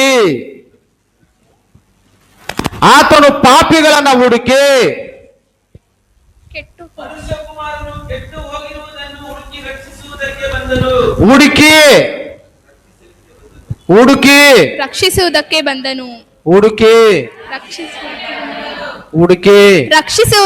ಬಂದನು. ಪಾಪಿಗಳಾಗಿರುವಂತ ನಮ್ಮನ್ನ ಹುಡುಕಿ ರಕ್ಷಣೆ ಮಾಡ್ಲಿಕ್ಕೆ ಬಂದಿದ್ದು. ಎಲ್ಲ ಮಾಂಸ ತಿನ್ನೋರು ನಾವೆಲ್ಲ. ಅರ್ಥ ಆಯ್ತಾ? ಇಲ್ಲಿರುವವರು ಎಲ್ಲ ಮಾಂಸವನ್ನು ತಿನ್ನೋರು. ಹಂದಿ ಮಾಂಸ ತಿನ್ನೋರು ಇದ್ದೀರಾ, ಇಲಿಗಳನ್ನ ತಿನ್ನೋರು ಇದ್ದೀರಾ, ಪಕ್ಷಿಗಳನ್ನ ತಿನ್ನೋರು ನಾವಿದ್ದೀವಿ. ಬೇರೆ ಬೇರೆ ಮಾಂಸಗಳನ್ನ ತಿಂದು ನಮ್ಮ ಶರೀರಗಳನ್ನ ಅಶುದ್ಧ ಮಾಡ್ಕೊಂಡಿರುವಂತವ್ರು ನಾವಿಲ್ಲಿದ್ದೀವಿ. ಕೇವಲ ಪ್ರಾಣಿ ಮಾಂಸವನ್ನ ತಿನ್ನೋದು ಮಾತ್ರವಲ್ಲದೆ ನಮ್ಮ ತಾಯಿಯ ಗರ್ಭದಲ್ಲಿ ಹುಟ್ಟಿದಾಗಲೇ ಪಾಪದ ಬೇರಿಂದ ಹುಟ್ಟಿ ಪಾಪ ಸ್ವಭಾವ ಉಳ್ಳವರು ನಾವೆಲ್ಲರೂ. ನಿಜವಾದ ದೇವರನ್ನ ತಿಳಿಯದೆ, ನಿಜವಾದ ದೇವರನ್ನ ಆರಾಧನೆಯನ್ನ ಮಾಡದೆ ನಾವೆಲ್ಲರೂ ವಿಗ್ರಹಗಳನ್ನ ಪೂಜಿಸಿಕೊಂಡು ಇದ್ದಂಥವರು ನಾವೆಲ್ಲರೂ ಅಶುದ್ಧರು ದೇವರ ದೃಷ್ಟಿಯಲ್ಲಿ. ದೇವರ ದೃಷ್ಟಿಯಲ್ಲಿ ಪಾಪಿಗಳು ನಾವು. ನಮ್ಮನ್ನ ರಕ್ಷಣೆ ಮಾಡಲಿಕ್ಕೆ, ನಮ್ಮನ್ನ ಶುದ್ಧಿ ಮಾಡಲಿಕ್ಕೆ 2000 ವರ್ಷಗಳ ಹಿಂದೆ ಯೇಸು ಕ್ರಿಸ್ತನ ಈ ಲೋಕಕ್ಕೆ ಬಂದಿದ್ದು. ಅದನ್ನ ಒಂದು ಸಿಂಬಾಲಿಕ್ ಆಗಿ, ಒಂದು ಸೂಚನೆಯಾಗಿ, ಮನುಷ್ಯ ಕುಲಕ್ಕೆ ತೋರಿಸ್ಲಿಕ್ಕಾಗಿ ಆತನ ಏನ್ ಮಾಡ್ತಾ ಇದ್ದಾನೆ? ಒಂದು ಕತ್ತೆಯ ಮರಿಯನ್ನ ತರಿಸಿ ಆ ಕತ್ತೆಯ ಮೇಲೆ ಆತನು ಕುಳಿತುಕೊಂಡು ಯೆರೂಸಲೇಮಿನ ಒಳಗಡೆ ಹೋಗ್ತಾ ಇದ್ದಾನೆ. ಅದಕ್ಕೆ ಅರ್ಥ ಏನಂದ್ರೆ, ಅಶುದ್ಧವಾಗಿರುವಂತ ಎಲ್ಲಾ ಜನರನ್ನ, ಪಾಪ ಮಾಡಿರುವಂತ ಎಲ್ಲಾ ಜನರನ್ನ ನಾನು ರಕ್ಷಿಸ್ತೇನೆ. ಅವರ ಹೃದಯದೊಳಗಡೆ ನಾನು ಹೋಗಿ ಅವರ ಹೃದಯದಲ್ಲಿ ನಾನು ಕುತ್ಕೊಂಡಾಗ ಇಷ್ಟು ದಿನಗಳ ಕಾಲ ಅಶುದ್ಧವಾಗಿರುವಂತ ಜನ, ಇಷ್ಟು ದಿನಗಳ ಕಾಲ ಪಾಪಿಗಳಾಗಿ ಬದುಕಿರುವಂತ ಜನ, ನಾನು ಅವರ ಒಳಗಡೆ ಹೋದ ತಕ್ಷಣ ಇನ್ನು ಮೇಲೆ ಅವರೆಲ್ಲರೂ ಪರಿಶುದ್ಧರಾಗ್ತಾರೆ ಅಂತೇಳಿ ತೋರಿಸ್ಲಿಕ್ಕೆ ಆತನು ಕತ್ತೆಯನ್ನ ತರಿಸಿ ಕತ್ತೆಯ ಮೇಲೆ ಕುಳಿತುಕೊಂಡು ಆತನು ಪ್ರಯಾಣ ಮಾಡ್ತಾ ಇದ್ದಾನೆ. ಹಲ್ಲೆಲೂಯಾ. ಅಶುದ್ಧವಾಗಿರುವಂತ ಪ್ರಾಣಿಯ ಮೇಲೆ ಯೇಸು ಕ್ರಿಸ್ತನ ಕುಳಿತುಕೊಂಡಾಗ ಯಾವ ರೀತಿಯಲ್ಲಿ ಜನ ಬಟ್ಟೆಗಳನ್ನು ಹಾಸಿ ಅವರು ಕಿರ್ಚಾಡಿದ್ರು, ಯಾವ ರೀತಿಯಲ್ಲಿ ಗರಿಗಳನ್ನು ಹಿಡ್ಕೊಂಡು ದೇವರ ಮುಂದೆ ಕುಣಿದಾಡಿದ್ರು, ಆ ರೀತಿಯಲ್ಲಿ ನಿಮ್ಮ ಮೇಲೆ ಅಶುದ್ಧವಾಗಿರುವಂತ ಜನರನ್ನ, ಅನ್ಯ ಜನರನ್ನ ನಾನು ರಕ್ಷಿಸ್ತೇನೆ. ಅವರೆಲ್ಲರನ್ನ ಆಲಯಕ್ಕೆ ನಾನು ಕರ್ಕೊಂಡ್ ಬರ್ತೇನೆ ಅಂತೇಳಿ ಒಂದು ಸೂಚನೆಯಾಗಿ ಆತನು ಈ ದಿನದಲ್ಲಿ ಕತ್ತೆಯ ಮೇಲೆ ಆತನು ಪ್ರಯಾಣ ಮಾಡ್ತಾ ಇದ್ದಾನೆ. ಹಲ್ಲೆಲೂಯಾ. ನೀನು ನಾನು ಕತ್ತೆ ಹಾಗೆ ಅಶುದ್ಧವಾಗಿದ್ವಿ, ನೀನು ನಾನು ಕತ್ತೆ ಹಾಗೆ ದೇವರಿಗೆ ಇಷ್ಟವಾಗದೇ ಇದ್ವಿ, ನೀನು ನಾನು ಕತ್ತೆ ಹಾಗೆ ಈ ಲೋಕದಲ್ಲಿ ಜೀವಿಸ್ತಾ ಇದ್ವಿ. ನನ್ನನ್ನ ನಿನ್ನನ್ನ ಪ್ರೀತಿ ಮಾಡಿ ಎಲ್ಲೋ ಕಟ್ಟಾಕಿದಂತ ನಮ್ಮನ್ನ, ಕತ್ತೆಯನ್ನ ಎಲ್ಲೋ ಊರಿನ ಆಚೆ ಕಡೆ ಕಟ್ಟಾಕಿದ್ರು. ಬಿಟ್ಟಿದ್ರ ಕತ್ತೆನ? ಕಟ್ಟಾಕಿದ್ರು. ನಮ್ಮನ್ನ ಸೈತಾನನು ಪಾಪದಲ್ಲಿ ಕಟ್ಟಾಕಿದ್ದ. ಪಾಪದಲ್ಲಿ ನನ್ನನ್ನು ನಿನ್ನನ್ನು ಬಂಧಿಸಿದ್ದ. ಅನೇಕ ಪಾಪಗಳು, ಅನೇಕ ಶಾಪಗಳಿಂದ ದೇವರು ಸೈತಾನನು ನನ್ನನ್ನು ನಿನ್ನನ್ನು ಬಂಧಿಸಿದ್ದ. ಅನೇಕ ರೋಗಗಳಿಂದ ಸೈತಾನನು ನನ್ನನ್ನು ನಿನ್ನನ್ನು ಕಟ್ಟಾಕಿದ್ದ. ಬಿಡಿಸ್ಕೊಂಡ್ ಬರೋದಕ್ಕೆ ಆಗ್ತಾ ಇರ್ಲಿಲ್ಲ ನಮ್ಮ ಕೈಯಲ್ಲಿ, ಅಲ್ಲೇ ಒದ್ದಾಡಬೇಕಾಗಿತ್ತು. ಆದ್ರೆ ಆ ಕಟ್ಟಾಕಿರುವಂತ ಕತ್ತೆಯನ್ನ ಬಿಚ್ಚಿದ ಹಾಗೆ ಕಟ್ಟಿ ಹಾಕಲ್ಪಟ್ಟಂತ ನನ್ನನ್ನ ನಿನ್ನನ್ನ, ಪಾಪಗಳಲ್ಲಿ ಕಟ್ಟಿ ಹಾಕಲ್ಪಟ್ಟಂತ ನನ್ನನ್ನ ನಿನ್ನನ್ನ ದೇವ್ರೇನ್ ಮಾಡಿದ್ರು? ಬಿಚ್ಚಿದ್ದಾರೆ. ಹಲ್ಲೆಲೂಯ.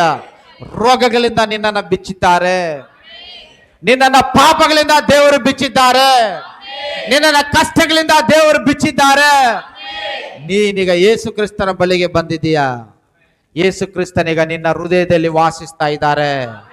ಯೇಸು ಕ್ರಿಸ್ತ ನಿನ್ನ ಹೃದಯದಲ್ಲಿ ವಾಸಿಸ್ತಾ ಇದ್ದಾರೆ.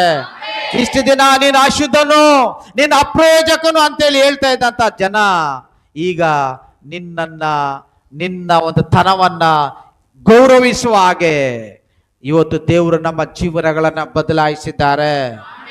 ಇಷ್ಟು ದಿನಗಳಿಂದ ಸಮಾಜ ನಮ್ಮನ್ನ ಧಿಕ್ಕರಿಸಿರಬಹುದು, ನಮ್ಮ ಕುಟುಂಬದವರು ನಮ್ಮನ್ನ ಧಿಕ್ಕರಿಸಿರಬಹುದು, ಇವನು ಯಾವ ಪ್ರಯೋಜನಕ್ಕೆ ಬರದೇ ಇರುವಂತವನು ಅಂತೇಳಿ ಬೈದಿರಬಹುದು, ಇವನಿಂದ ಏನು ಉಪಯೋಗ ಇಲ್ಲ ಅಂತೇಳಿರ್ಬಹುದು, ನಮ್ಮನ್ನ ನಿಂದಿಸಿರಬಹುದು, ನಮ್ಮನ್ನ ಅವಮಾನ ಪಡಿಸಿರಬಹುದು.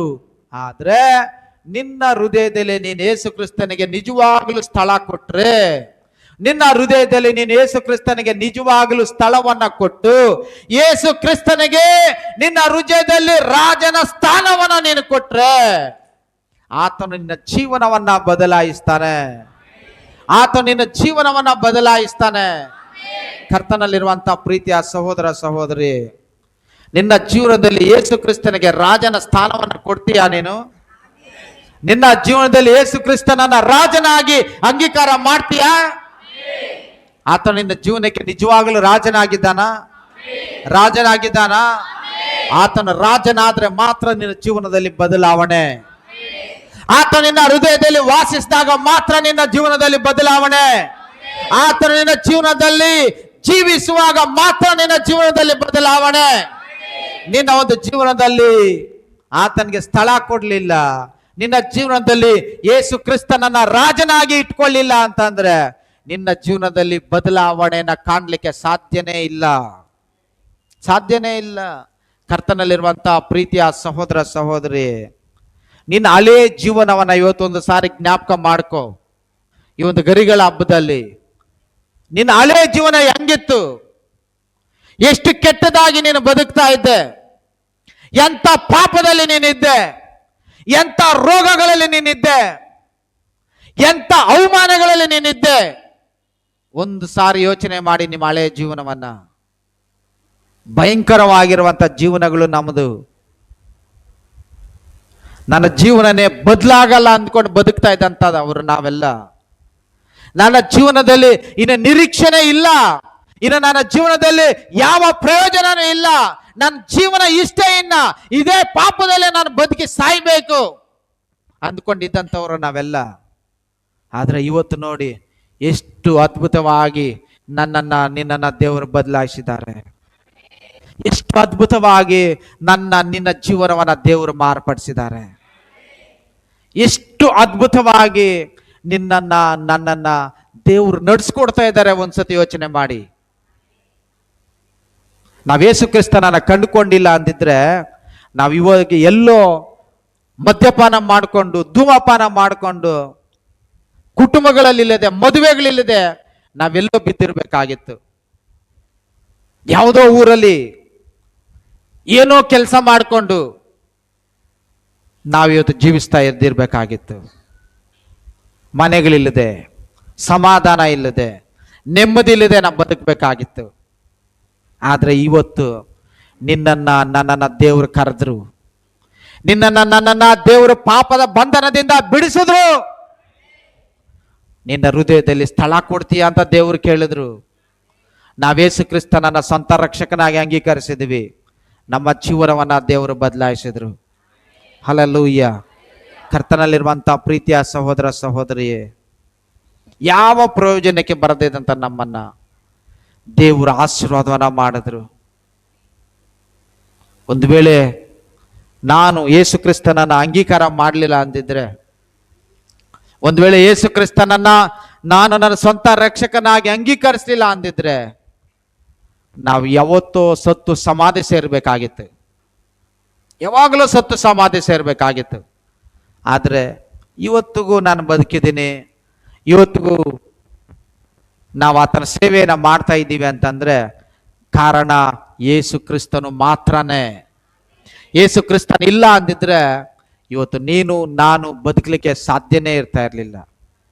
ಕರ್ತನಲ್ಲಿರುವಂಥ ಪ್ರೀತಿಯ ಸಹೋದರ ಸಹೋದರಿ, ಅಶುದ್ಧವಾಗಿರುವಂಥ ನಮ್ಮನ್ನ ದೇವರು ಶುದ್ಧ ಮಾಡಿ ಕರ್ಕೊಂಡ್ಬಂದಿದ್ದಾರೆ. ಎರಡನೇದಾಗಿ, ಈ ಕತ್ತೆ ಬಂದು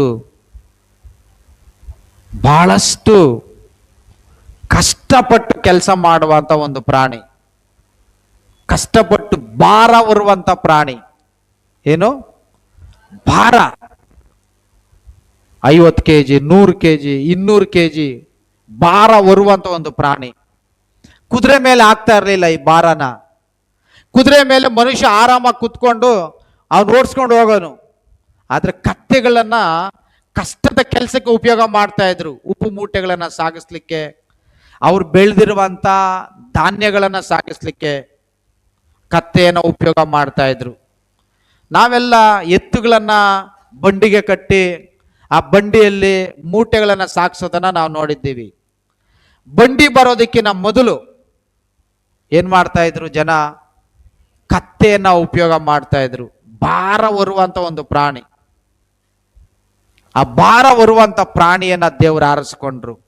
ಮತ್ತಾಯನ ಬರೆದಂತ ಸುವಾರ್ತೆ 11ನೇ ಅಧ್ಯಾಯ 28ನೇ ವಾಕ್ಯ ಈ ರೀತಿಯಾಗಿ ಹೇಳುತ್ತೆ, ಎಲ್ಲಿ ಕಷ್ಟಪಡುವವರೇ, ಹೊರೆ ಹೊರುವವರೇ, ನೀವೆಲ್ಲ ನನ್ನ ಬಳಿಗೆ ಬರ್ರಿ, ನಾನು ನಿಮಗೆ ವಿಶ್ರಾಂತಿಯನ್ನ ಕೊಡುವೆನು. ಕತ್ತೆ ತರ ಪಾಪದ ಭಾರವನ್ನು ಹೊತ್ತಂತ ನಮ್ಮನ್ನ ದೇವರು ಕರೆದು ಆ ಪಾಪದ ಭಾರವನ್ನ ಆತನ ತನ್ನ ಮೇಲೆ ಹೊತ್ಕೊಳ್ತಾನೆ. ಆ ಪಾಪದ ಭಾರವನ್ನ ನನಗೆ ಕೊಡಿ, ನಾನು ಹೊತ್ಕೊಳ್ತೀನಿ. ಯಾರ್ಯಾರ ಪಾಪದ ಭಾರ? ನೀನು ಮಾಡಿರುವಂಥ ಪಾಪ, ನಿಮ್ಮ ತಂದೆ ತಾಯಿಗಳು ಮಾಡಿರುವಂಥ ಪಾಪಗಳು, ನಿಮ್ಮ ಮಕ್ಕಳು ಮಾಡಿರುವಂಥ ಪಾಪಗಳು, ನಿಮ್ಮ ತಾತ ನಿಮ್ಮ ಮುತ್ತಾತ ಅಂದ್ರೆ ಮಾಡಿರುವಂಥ ಪಾಪಗಳು ನಾವು ಹೊತ್ಕೊಂಡು ಹೊರೋದಕ್ಕಾಗದೆ ನಾವು ಈ ಲೋಕದಲ್ಲಿ ಕಷ್ಟಪಡ್ತಾ ಇದ್ವಿ. ಆದ್ರೆ ಯೇಸು ಕ್ರಿಸ್ತನ ಭಾರನೆಲ್ಲ ಏನ್ ಮಾಡಿದ್ರು? ನನಗೆ ಕೊಡು. 1 ಪೇತ್ರ 5ನೇ ಅಧ್ಯಾಯ 7ನೇ ವಾಕ್ಯ ಏನ್ ಹೇಳುತ್ತೆ? 1 ಪೇತ್ರ 5ನೇ ಅಧ್ಯಾಯ 7ನೇ ವಾಕ್ಯ, ನಿಮ್ಮ ಚಿಂತೆಯನ್ನೆಲ್ಲ ಆತನ ಮೇಲೆ ಹಾಕಿರಿ, ನಿಮ್ಮ ಚಿಂತೆಯನ್ನೆಲ್ಲ ಆತನ ಮೇಲೆ ಹಾಕಿರಿ, ನಿಮ್ಮ ಚಿಂತೆಯನ್ನೆಲ್ಲ ಆತನ ಮೇಲೆ ಹಾಕಿರಿ. ಆತನು ನಿಮಗೋಸ್ಕರ ಚಿಂತಿಸುತ್ತಾನೆ, ಆತನು ನಿಮಗೋಸ್ಕರ ಚಿಂತಿಸುತ್ತಾನೆ, ಆತನು ನಿಮಗೋಸ್ಕರ ಚಿಂತಿಸುತ್ತಾನೆ, ಆತನು ನಿಮಗೋಸ್ಕರ ಚಿಂತಿಸುತ್ತಾನೆ. ನಿಮ್ಮ ಚಿಂತೆಯನ್ನೆಲ್ಲ ಆತನ ಮೇಲೆ ಹಾಕಿ, ನಿಮಗಿರುವಂತ ಭಾರ, ನಿಮಗಿರುವಂತ ನೋವು ಎಲ್ಲವನ್ನ ಯೇಸು ಕ್ರಿಸ್ತನ ಮೇಲೆ ಹಾಕಿ ಆತನ ಭಾರ ಹೊತ್ಕೊಳ್ತಾನೆ. ರೆಡಿ ಇದ್ದಾನೆ ಆತನು. ನೀನಿನ್ ಮೇಲೆ ಕತ್ತೆಯಾಗಿ ಆ ಭಾರ ಹೊರುವಂತ ಅಗತ್ಯ ಇಲ್ಲ. ನೀನಿನ್ ಮೇಲೆ ಕತ್ತೆಯಾಗಿ ಆ ಪಾಪದ ಭಾರವನ್ನು ಹೊರುವ ಅಗತ್ಯ ಇಲ್ಲ. ನನ್ನ ಮೇಲೆ ಹಾಕು, ನಾನು ಶಿಲುಬೆಯಲ್ಲಿ ಹೊತ್ಕೊಂಡು ನಿನಗಾಗಿ ನನ್ನ ರಕ್ತವನ್ನು ಸುರಿಸ್ತೀನಿ. ಹಲ್ಲೆಲೂಯ. ನಾನು ಶಿಲುಬೆಯಲ್ಲಿ ನಿನ್ನ ಪಾಪವನ್ನು ಹೊತ್ಕೊಂಡು ನಿನಗಾಗಿ ರಕ್ತವನ್ನು ಸುರಿಸಿ ನಾನು ನಿನಗೆ ಹಗುರವಾಗಿರುವಂಥ ಭಾರವನ್ನು ಕೊಡ್ತೀನಿ. ಹಗುರವಾಗಿರುವಂಥ ಭಾರ, ತೂಕ ಇಲ್ಲದೆ ಇರುವಂಥ ಭಾರವನ್ನು ನಾನು ನಿನಗೆ ಕೊಡ್ತೀನಿ. ನೀನು ಚಿಂತೆ ಮಾಡಬೇಡ, ನೀನು ದುಃಖ ಪಡಬೇಡ, ನೀನು ಕಣ್ಣೀರು ಸುರಿಸಬೇಡ, ನಾನಿದ್ದೀನಿ ನಿನಗೆ ಅಂತ ದೇವ್ರು ಹೇಳ್ತಾರೆ. ಹಲ್ಲೆಲೂಯ. ನಾನಿದ್ದೀನಿ ನಿನಗೆ ಅಂತ ದೇವ್ರು ಹೇಳ್ತಾರೆ. ಕರ್ತನಲ್ಲಿರುವಂಥ ಪ್ರೀತಿಯ ಸಹೋದರ ಸಹೋದರಿ, ಭಾರ ಹೊರುವಂಥ ಪ್ರಾಣಿ ಕತ್ತೆಯಿಂದ ದೇವರು ಭಾರವನ್ನು ತಗೊಂಡು ಆ ಭಾರವನ್ನು ಆತನು ಹೊತ್ಕೊಳ್ತಾನೆ. ಇವತ್ತು ನೀನು ನಾನು ಕತ್ತೆ ತರ ಇದ್ದಂತ ನಮ್ಮನ್ನ ಪಾಪದ ಮೂಟೆಗಳನ್ನು ಹೊತ್ತಂತ ನಿನ್ನನ್ನ ದೇವರಿಗೆ ಬಿಡಿಸಿ ಹಗುರವಾಗಿರುವಂಥ ಭಾರವನ್ನು ಕೊಟ್ಟಿದ್ದಾರೆ. ಹಗುರವಾಗಿರುವಂಥ ಭಾರ ಕೊಟ್ಟಿದ್ದಾರೆ ಅಂತೇಳಿ ನೀನು ಕಷ್ಟಪಟ್ಟು ಕೆಲಸ ಮಾಡಬೇಡ ಅಂತ ದೇವ್ರು ಹೇಳಲಿಲ್ಲ.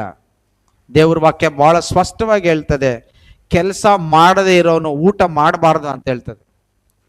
ಯಾವನು ಕೆಲ್ಸಕ್ಕೆ ಹೋಗೋದಿಲ್ವೋ, ಯಾರು ಕೆಲಸ ಮಾಡೋದಿಲ್ವೋ, ಯಾರು ದುಡಿಯೋದಿಲ್ವೋ ಅವನು ಊಟ ಮಾಡಬಾರ್ದು, ಅವನಿಗೆ ಆ ಯೋಗ್ಯತೆ ಇಲ್ಲ ಅಂತದೆ ದೇವರ ವಾಕ್ಯ. ಕಷ್ಟಪಟ್ಟು ನಾವು ದುಡಿಬೇಕು. ಅಯ್ಯೋ ನಾನು ಕತ್ತೆ ತರ ಇದ್ದೆ, ನನ್ನ ಭಾರ ಎಲ್ಲ ಯೇಸು ಸ್ವಾಮಿ ಎತ್ಕೊಬಿಟ್ಟಿದ್ದಾರೆ, ಇನ್ಮೇಲೆ ನಾನು ದುಡಿ ಆಗತ್ತೇ ಇಲ್ಲ, ನಾನು ದುಡಿದಿರ ನಾನು ಆರಾಮಾಗಿ ಓಡಾಡ್ಕೊಂಡಿದ್ರಿ ಅಂದ್ರೆ ದೇವ್ರು ಹೇಳ್ತಾರೆ ನೀನು ಸೋಮಾರಿ. ಜ್ಞಾನೋಕ್ತಿಗಳು 6ನೇ ಅಧ್ಯಾಯದಲ್ಲಿ ದೇವ್ರು ಹೇಳ್ತಾರೆ, ಎಲೆ ಸೋಮಾರಿಯೇ, ನೀನು ಇರುವೆಯ ಬಳಿಗೆ ಹೋಗಿ ಜ್ಞಾನವನ್ನ ಕಲ್ತ್ಕೋ. ನೀನು ಕಷ್ಟಪಡ್ಲಿಲ್ಲ, ನೀನು ಕೆಲಸ ಮಾಡಲ್ಲ ಅಂತಂದ್ರೆ ದೇವ್ರು ಹೇಳ್ತಾರೆ ನೀನು ಸೋಮಾರಿ. ನೀನು ಕರ್ತನಲ್ಲಿರುವಂತ ಪ್ರೀತಿಯ ಸಹೋದರ ಸಹೋದರಿ, ನಾವು ಕಷ್ಟಪಟ್ಟು ಕೆಲಸ ಮಾಡಬೇಕು, ಆವಾಗ ದೇವರು ನಿನ್ನನ್ನು ಉಪಯೋಗ ಮಾಡ್ತಾರೆ. ಹಲ್ಲೆಲೂಯಾ. ಆವಾಗ ದೇವರು ನಿನ್ನನ್ನ ಹುಡುಕ್ತಾರೆ. ಆಗ ದೇವರು ನೀನು ಕೆಲಸ ಮಾಡುವಂತ ಎಲ್ಲ ಕೆಲಸಗಳನ್ನ ಆಶೀರ್ವಾದಕರವಾಗಿ ದೇವರು ಮಾರ್ಪಡಿಸ್ತಾರೆ. ನೀವು ಕತ್ತೆ ತರ ದುಡಿಲಿಲ್ಲ, ನೀನು ಕತ್ತೆ ತರ ಕೆಲಸ ಮಾಡಲಿಲ್ಲ ಅಂತಂದ್ರೆ ದೇವರು ನಿನ್ನಲ್ಲಿ ಜೀವಿಸೋದಿಲ್ಲ. ಸೋಮಾರಿಗಳಲ್ಲಿ ದೇವ್ರು ಇರೋದಿಲ್ಲ, ಸೋಮಾರಿತನದಲ್ಲಿ ದೇವ್ರು ಇರೋದಿಲ್ಲ. ಯಾರು ಕತ್ತೆ ತರ ದುಡಿತಾರೋ, ಯಾರು ಕತ್ತೆ ತರ ಕೆಲಸ ಮಾಡ್ತಾರೋ ಅಂತವರ ಜೀವನದಲ್ಲಿ ದೇವರು ಆಶೀರ್ವಾದಕರವಾಗಿ ಅವರ ಜೀವನವನ್ನ ನಿಲ್ಲಿಸುವಂತ ದೇವರಾಗಿದ್ದಾರೆ. Hallelujah, hallelujah. ಕರ್ತನಲ್ಲಿರುವಂತಹ ಪ್ರೀತಿಯ ಸಹೋದರ ಸಹೋದರಿ, ಬೈಬಲಲ್ಲಿ ಕತ್ತೆಯ ಮೂಲಕವಾಗಿ ದೇವರು ಮಾತಾಡಿರುವಂತ ದೇವರಾಗಿದ್ದಾರೆ. ನೀವು ಅರಣ್ಯ ಕಾಂಡದಲ್ಲಿ ನೀವು ನೋಡೋದಾದ್ರೆ, ಅರಣ್ಯ ಕಾಂಡದಲ್ಲಿ ಒಬ್ಬ ಪ್ರವಾದಿ, ಆ ಪ್ರವಾದಿಯನ್ನ ಇಸ್ರಾಯೇಲರನ್ನ ಶಪಿಸ್ಲಿಕ್ಕೆ ಬಾಲಾಕ್ ಅನ್ನುವಂತ ಒಬ್ಬ ರಾಜನು ಬಿಳಾಮ್ ಅನ್ನುವಂತ ಒಬ್ಬ ಪ್ರವಾದಿಯನ್ನ ಕರೀತಾನೆ. ನೀನ್ ಬರ್ಬೇಕು, ನೀನ್ ಬಂದು ಇಸ್ರಾಯೇಲರನ್ನ ಶಪಿಸಬೇಕು. ಬಿಳಾಮ್ನ ಹೇಳ್ತಾನೆ, ಇಲ್ಲ ನಾನು ಇಸ್ರಾಯೇಲರನ್ನ ಶಪಿಸಲ್ಲ, ದೇವ್ರು ನನಗೆ ಆಜ್ಞೆ ಕೊಟ್ಟಿಲ್ಲ, ನಾನು ಶಪಿಸಲ್ಲ. ಆದ್ರೂ ಬಾಲಾಕನ ಕರೀತಾನೆ, ನೀನ್ ಬರ್ಬೇಕು. ಆಗ ಬಿಳಾಮ್ನ ಏನ್ ಮಾಡ್ತಾನೆ, ಒಂದು ಕತ್ತೆಯನ್ನು ಹತ್ತಿ ಕತ್ತೆ ಮೇಲೆ ಹೋಗ್ತಾ ಇದ್ದಾನೆ ಬಾಲಾಕನ ಹತ್ರ. ದಾರಿಯ ಮಾರ್ಗದ ಮಧ್ಯದಲ್ಲಿ ಒಬ್ಬ ದೇವದೂತರು ಒಂದು ಕತ್ತಿಯನ್ನು ಹಿಡ್ಕೊಂಡು ನಿಂತ್ಕೊಂಡಿರ್ತಾನೆ. ಇತ್ ಕಡೆ ಗೋಡೆ, ಇತ್ ಕಡೆ ಗೋಡೆ, ಸೆಂಟ್ರಲ್ಲಿ ಕತ್ತೆ ಹೋಗ್ತಾ ಇದೆ. ಮುಂದೆಗಡೆ ಒಬ್ಬ ದೇವದೂತರು ಕತ್ತಿ ಹಿಡ್ಕೊಂಡು ನಿಂತ್ಕೊಂಡಿದ್ದಾನೆ. ಆಗ ಬಿಳಾಮನಿಗೆ ಕಾಣಿಸಲ್ಲ ಆ ದೇವದೂತನು, ಅವನು ಪ್ರವಾದಿ, ದೇವ್ರ ಹತ್ರ ಮಾತಾಡ್ತಾನೆ, ದೇವ್ರು ಅವನ ಹತ್ರ ಮಾತಾಡ್ತಾರೆ. ಆದ್ರೆ ಅಲ್ಲಿ ಕತ್ತಿ ಹಿಡ್ಕೊಂಡು ನಿಂತ್ಕೊಂಡಿರುವಂತ ಒಬ್ಬ ದೇವದೂತನು ಬಿಳಾಮನಿಗೆ ಕಾಣಿಸ್ಲಿಲ್ಲ. ಕರ್ತನಲ್ಲಿರುವಂತ ಪ್ರೀತಿಯ ಸಹೋದರ ಸಹೋದರಿ, ಅದು ಕತ್ತೆಯ ಕಣ್ಣಿಗೆ ಕಾಣಿಸ್ತದೆ. ಕತ್ತೆ ಏನ್ ಮಾಡ್ತದೆ, ಆ ಗೋಡೆ ಅರಕ್ಕಿಂಗ್ ಹೋಗುತ್ತೆ ಆ ಒಂದು ದೇವದೂತನಿಂದ ತಪ್ಪಿಸ್ಕೊಳ್ಳಿಕ್ಕೆ. ಬಿಳಾಮನಿಗೆ ಕೋಪ ಬಂದು 3 ಸಾರಿ ಆ ಕತ್ತೆ ಹಂಗೆ ಮಾಡಿದಾಗ ಕತ್ತೆಯನ್ನ ಬಿಳಾಮನ ಹೊಡಿತಾನೆ. ಆವಾಗ ಕತ್ತೆ ಮಾತಾಡ್ತದೆ, ಯಾಕೆ ನನ್ನನ್ನು ಹಿಂಗೆ ಹೊಡಿತಾ ಇದ್ಯಾ ನೀನು? ನಾನು ಇಷ್ಟು ದಿನಗಳಿಂದ ನಿನ್ನನ್ನು ಹೊತ್ಕೊಂಡು ಹೋಗ್ತಾ ಇದ್ದೆ, ನನಗೆ ಗೊತ್ತಿಲ್ವಾ ದಾರಿ ಹೆಂಗಿದೆ ಅಂತ. ಮುಂದೆಗಡೆ ದೇವದೂತರು ಕತ್ತಿ ಹಿಡ್ಕೊಂಡಿದ್ದಾನೆ ಅಂತೇಳಿ ಕತ್ತೆ ಮಾತಾಡ್ತದಂತೆ.